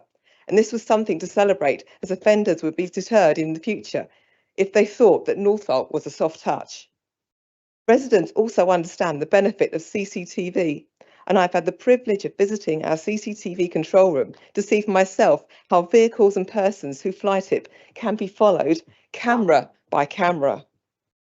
Councillor Driscoll gets it, and that's why fines have increased to £1,000, and it is also why Councillor Driscoll welcomes Labour government intervention to extend the use of CCTV even further. Residents continue to be warned to check whether the licence is valid should they need to employ the services of a waste carrier. Government Environment Minister Mary Creagh talked about reform to the waste carrier, broker and dealer regime to make it easier to identify rogue operators. Ms Creagh had met representatives of the Chartered Institution of Waste Management to talk about introducing qualifications around licensing. What a win that would be. We have outstanding officers here in Ealing who are already ensuring that 98% of reported fly tips are collected within 2 working days, and we are the leading borough in London for issuing fly tipping fines. 12,242 incidents were recorded this year, and the clean-up operation cost the equivalent of 32,000 pothole repairs. That's over 12,000 fly tips blocking our pavements, ruining our beloved parks, and even wrestling against our private homes and garden fences. Well, Ealing Labour is now going to be able to speak to those fences and also to every blighted part of Ealing that we've had enough, and we are calling time on those who ruin it for the rest of us. Mr Mayor, this is our home. Thank you.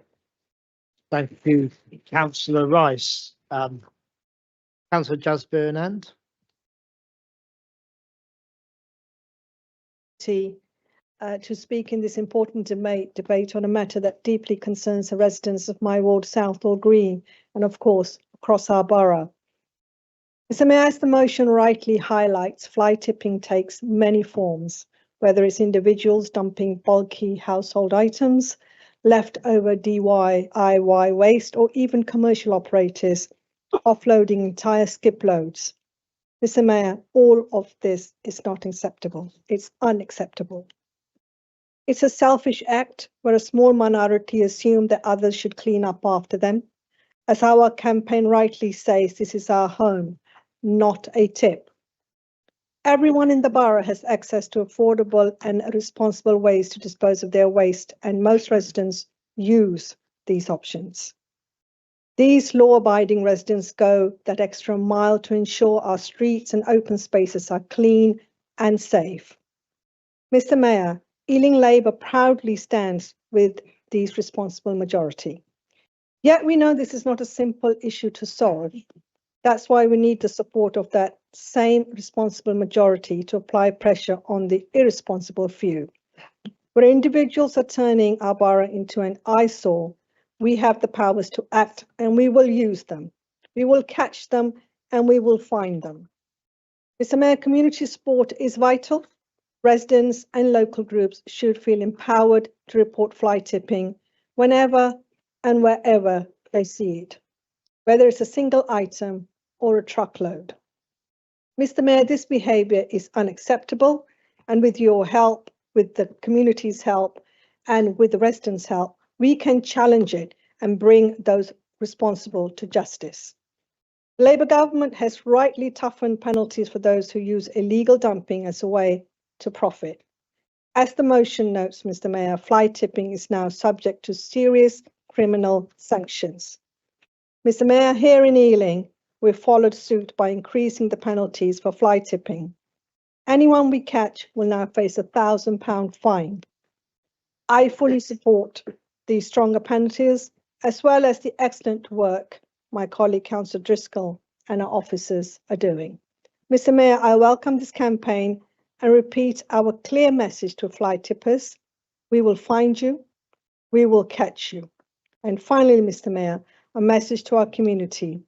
We know most of you are doing the right thing, but a small minority are not. We need your help to report them, because this is our borough, our streets, our home, and it's not a tip. Thank you. Thank you. Councillor Mason, for 3 minutes. Thank you, Mr. Mayor. I rise to support the motion and to make it clear, and perhaps we'll teach Councillor Oxley a thing or two about making suppositions about somebody else's beliefs, because we won't be supporting the amendment. And I'll make a supposition about their beliefs, because of course the amendment says that the Ealing Labour should promote proper waste management when issuing property rental licences to avoid problematic fly tipping from rental properties. Of course, the only private rented licences that Ealing Council issues are those, of course, of our council tenants. So I suppose from the words of the motion, as Councillor Oxley did earlier in the debate on a different matter, that the Liberal Democrats are placing the blame for the epidemic of fly tipping at the feet of our council tenants, which of course is a disgraceful act by a party that doesn't understand, of course, the true impact. And how dare they make that supposition of our council tenants? I, of course, invite Councillor Oxley and the others to move a personal matter of personal explanation, if indeed that wasn't your intention, because, of course, we have to deal with facts. And the facts of the matter are that we are facing a fly tipping epidemic. And this is not caused by an average resident who perhaps might be confused about the day that they should be putting out their recycling. It is caused by criminal wasters who know the rules but choose to break them. Like, for example, the dodgy waste contractor who a resident in Hounslow employed to clear their home of rubbish, who then proceeded to travel to Southall to dump it on the common. That person got a £1,000 fine for their trouble. And not only is that the case, but as Councillor Hirsch failed to sort of remember when she said that, of course, that the only thing that we can do is fine people. No, we can now do more, because with a government behind our back, we can go after the van of that criminal waster, we can impound it, and we can crush it. There you go. Importantly, we have to be working hand in glove with our residents who time and time again, when we've asked them to step up to the plate in difficult circumstances, to help us recycle more, to help us reduce waste more, have done precisely that. It is why Ealing has the second best recycling rate in London, only beaten by a borough who dukes the stacks by mixing up green waste. But we are the best performing real council when it comes to recycling, and we have consistently been the best performing council in going after fly tips. But just like other parts of London and other parts of the country that are experiencing that epidemic of fly tipping, we are calling time by saying enough is enough. This is our home, it is not a tip. Thank you, Councillor Mason. Councillor Nija. Thank you, Mr. Mayor. So, as everyone has already said, fly tipping is more than just a few bags of rubbish. It's a breakdown of respect for our streets, for our neighbours, and for the people who work every day to keep Ealing clean. In Pitsanger, we're lucky. We have residents who care deeply about our community, people who sweep their front paths, report fly tips, and take pride in where they live. But even in Pitsanger, it takes only one dumped mattress or a pile of junk left on a corner to send the message. No one's watching, no one cares. Well, we do care, and we are watching. Fly tipping isn't just unsightly, it's unfair. Unfair on the families walking to school who have to navigate bin bags on the pavement. Unfair on the traders whose customers pass piles of rubbish on their way in. And unfair on the council teams who are out day in and day out, clearing up after other people. It's also really expensive. As my colleagues have already alluded to, £3 million a year. Now, that's not just a number, that's money we could be spending on care for older residents, on youth services, and on making our borough safer, greener, and better for everyone. That's why I support this motion, because this is the right approach. Tough where we need to be, and supportive where it counts. Yes, fines have gone up, and they should. People need to know there are real consequences for dumping waste on our streets. But enforcement alone isn't enough. We also need to bring people with us. That means better education, clearer advice, and working with local groups like Lagercan, as my colleagues have already said, and others who are doing brilliant work to inspire local action. Because this is more than just waste. It's about pride. It's about community, and it's about shared responsibility. This is our home. And when we all do our bit to look after it, from Pitsanger to Southall, or from Acton to Greenford, it really shows. So, I'm proud to back this motion. Let's back our residents, and let's keep Ealing clean together. Thank you. Thank you, Councillor Wesson.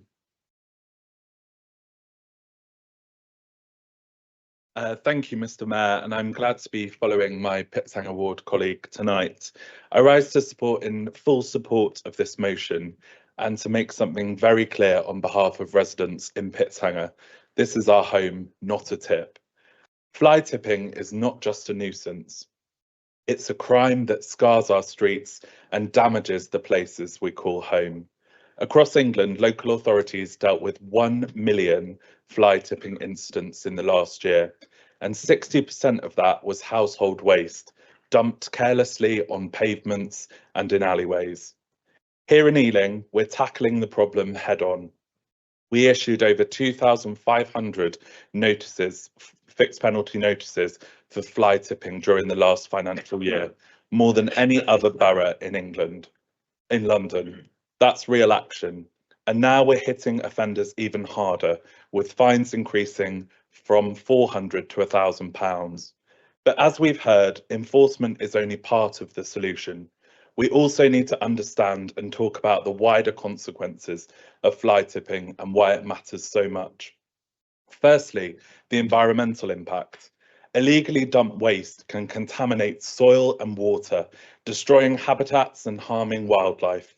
When hazardous materials like chemicals or asbestos are involved, the risks are even greater, causing long-term and sometimes irreversible damage to our local ecosystems. Secondly, the economic cost. As Councillor Driscoll said, this council spends £3 million a year cleaning up after waste criminals. That's £3 million that could go towards housing or adult social care. Fly tipping isn't just ugly, it's a shameful waste of public money. And thirdly, the health and safety risks. Fly tip waste attracts rats and pets, it spreads disease, it creates dangerous trip hazards in public spaces where children play and people walk. It makes communities feel neglected when in fact they deserve care and respect. And we shouldn't underestimate how much this issue matters to our residents.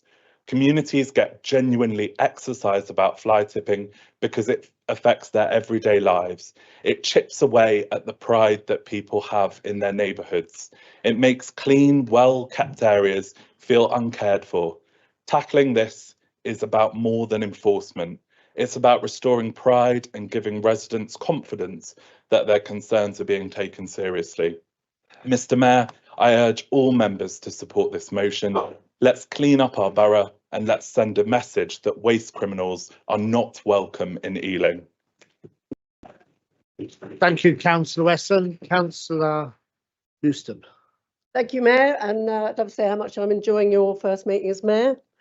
And what a pleasure it is to support the brilliant campaign launched by Councillor Paul Driscoll. At the most fundamental level, this debate is about what kind of place we want to live in.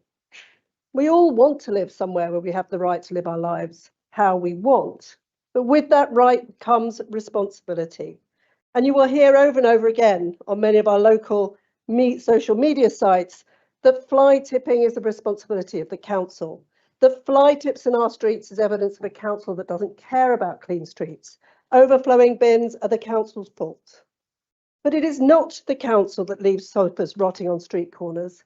It is not the council that leaves a fridge blocking the pavement because they can't be bothered to take it to the tip. And it is not the council that buys a new mattress and pops the old one by the side of the road.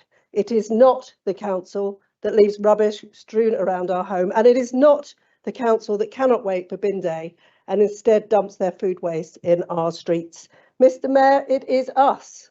It might not be you and it may not be me, but it is our neighbours, our residents, and even some of our friends.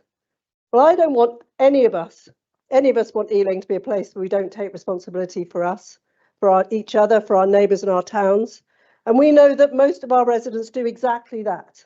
So yes to all the carrots that everyone has talked about, but enough is enough, Mr. Mayor. It is the responsibility of all of us to not leave our filth but our neighbours to live with, and it is the responsibility of all of us to not leave it to others to deal with. I don't throw my rubbish in the streets, so why should someone else get away with it? Where is their shame, Mr. Mayor? And the cost is enough to make you weep. £3 million that Councillor Anand could be spending on making our streets safer. That Councillor Blacker could spend on supporting children in care. Councillor Brett could be improving our homes and helping the homeless. Councillor Donnelly could be spending on supporting residents through the cost of living crisis. Councillor Driscoll could not be spending all his time doing these campaigns, but could be spending it on planting trees. Councillor Hashani could be spending on our pools and so on. Money is so tight, need is so great, and yet we need to find £3 million a year to clear up after people who just don't care. And honestly, they're people who make mugs of us, because we are the people who do care. The people who are happy to commit crimes and people who have no shame. So if we can't shame people into doing the right thing, we will find them, we will find them, and we will prosecute them until they stop. And if we need to name and shame some of those people and those criminals, we should think about it.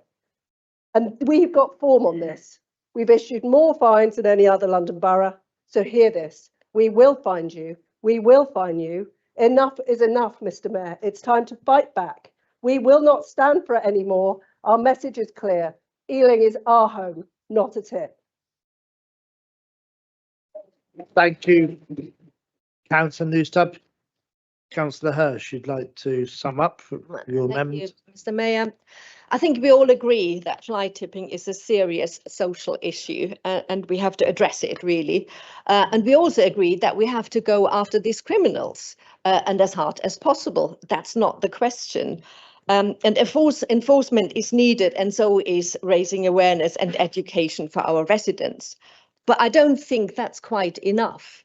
And of course, we are not blaming anybody in particular, but we also realize, and I've heard it here now a lot, that there is a lot of fly tipping of little household items, a mattress here, an old chair, some broken lamp, etc., which are littering our streets. And so with enforcement and stick alone, we will not get rid of this epidemic. We have to provide other and additional solutions, and frankly, more and as much as we can think of. So stick is really not enough. We need to make it as easy as possible for people to get rid of the things they don't want. And if they haven't got a car to go to the tip, or think, you know, I can't ask the neighbour again, or it's too expensive to have the council to collect it, then it is our duty to provide other options and solutions and really remove all barriers for people to dump their stuff on our parks and pavements. So if we want to be really convincing to our residents about that we want to end this epidemic, we have to pull all strings. We have to take all options and we have to provide all solutions to make it as easy as possible for as many people to really kind of be responsible and manage their rubbish wherever they live and whoever they are. So I kind of commend really the amended motion to the chamber. Thank you, Mr. Mayor. Thank you, Councillor Hirsch, and Councillor Driscoll, sir, to sum up. Thank you, Mr. Mayor. I think the amendment is well intentioned, but completely misunderstands the landscape that we're going to be operating and we're hurtling towards. Our whole waste and recycling parameters will be changing very soon. We're doing part of this fly tipping campaign to prepare for those changes. It's that bigger picture we're looking at. So when it talks about connecting with businesses, we're doing that already. Maybe councillors in the opposition fail to remember the answer that I gave to the member of the public who came to present a question when they cited a parade of shops where there was fly tipping from the businesses. And I said, we've inspected the 30 shops. We fined 26 of them for not having contractual agreements for their waste. We then put FPNs for others that continue to fly tip. We're doing that already. That compliance checking is already happening. When we talk about waste, electrical and electronic equipment recycling, we already have plans to add more of these banks as part of our extended producers responsibility funding. That's already planned. The use of Abbey Road, yes, it's already there. The whole nature of waste, recycling and reuse in our West Ealing and North Ealing neighbours is currently being re-examined and repurposed and rethought out, and an awful lot of effort is going to be completely restructuring it. That is happening now. The council wants to promote proper waste management in properties. Well, I presume they may mean HMO licensing, so I'll help them out. We're already doing it. We've got a targeted leaflet to deliver to our landlords to do that through our inspections. It's already happening. The council should tackle the problem of refuse from flats. We already have a pilot that's been going for some time and it's been largely successful, and it's called Flats Above Shops. It's already there. We've already done it and we're going to be rolling it out. So the council would be diligent in reviewing waste management contracts, as I've mentioned, already happening. So you've kind of missed the point of where we are, of what we're doing already and what we've got in train and what's been happening. Get with the programme. I'd love to be on your street, on your doorstep when saying you're there as an opposition councillor. The council should be clamping down about fly tipping. They're only leading London with the number of FPNs being issued. Did you know that as residents? Your council is issuing more FPNs than any other borough in London, way in excess of our proportion of fly tipping. Please say that to your residents when they complain about fly tipping. Your council's already enforcing it, but we're not happy with just enforcement. The whole package is about engagement, cooperation, education, awareness raising. It's a whole package that we're doing. So when our officers go to businesses for hygiene, they'll be mentioning waste. When we're doing stuff with residents in our community, we'll be mentioning better waste management. This is a start of a long-term programme about better waste, better recycling, lower carbon. Thank you. Our home is here in Ealing. Thank you, Councillor Driscoll. Thank you, thank you. Yeah, we have heard the debate, so we will now go to the vote on the amendment only, and then we'll follow with a vote on the motion. So on the amendment, raise your hands, all those in favour. Thank you. All those against? Thank you. The amendment falls. And all those in favour of the motion?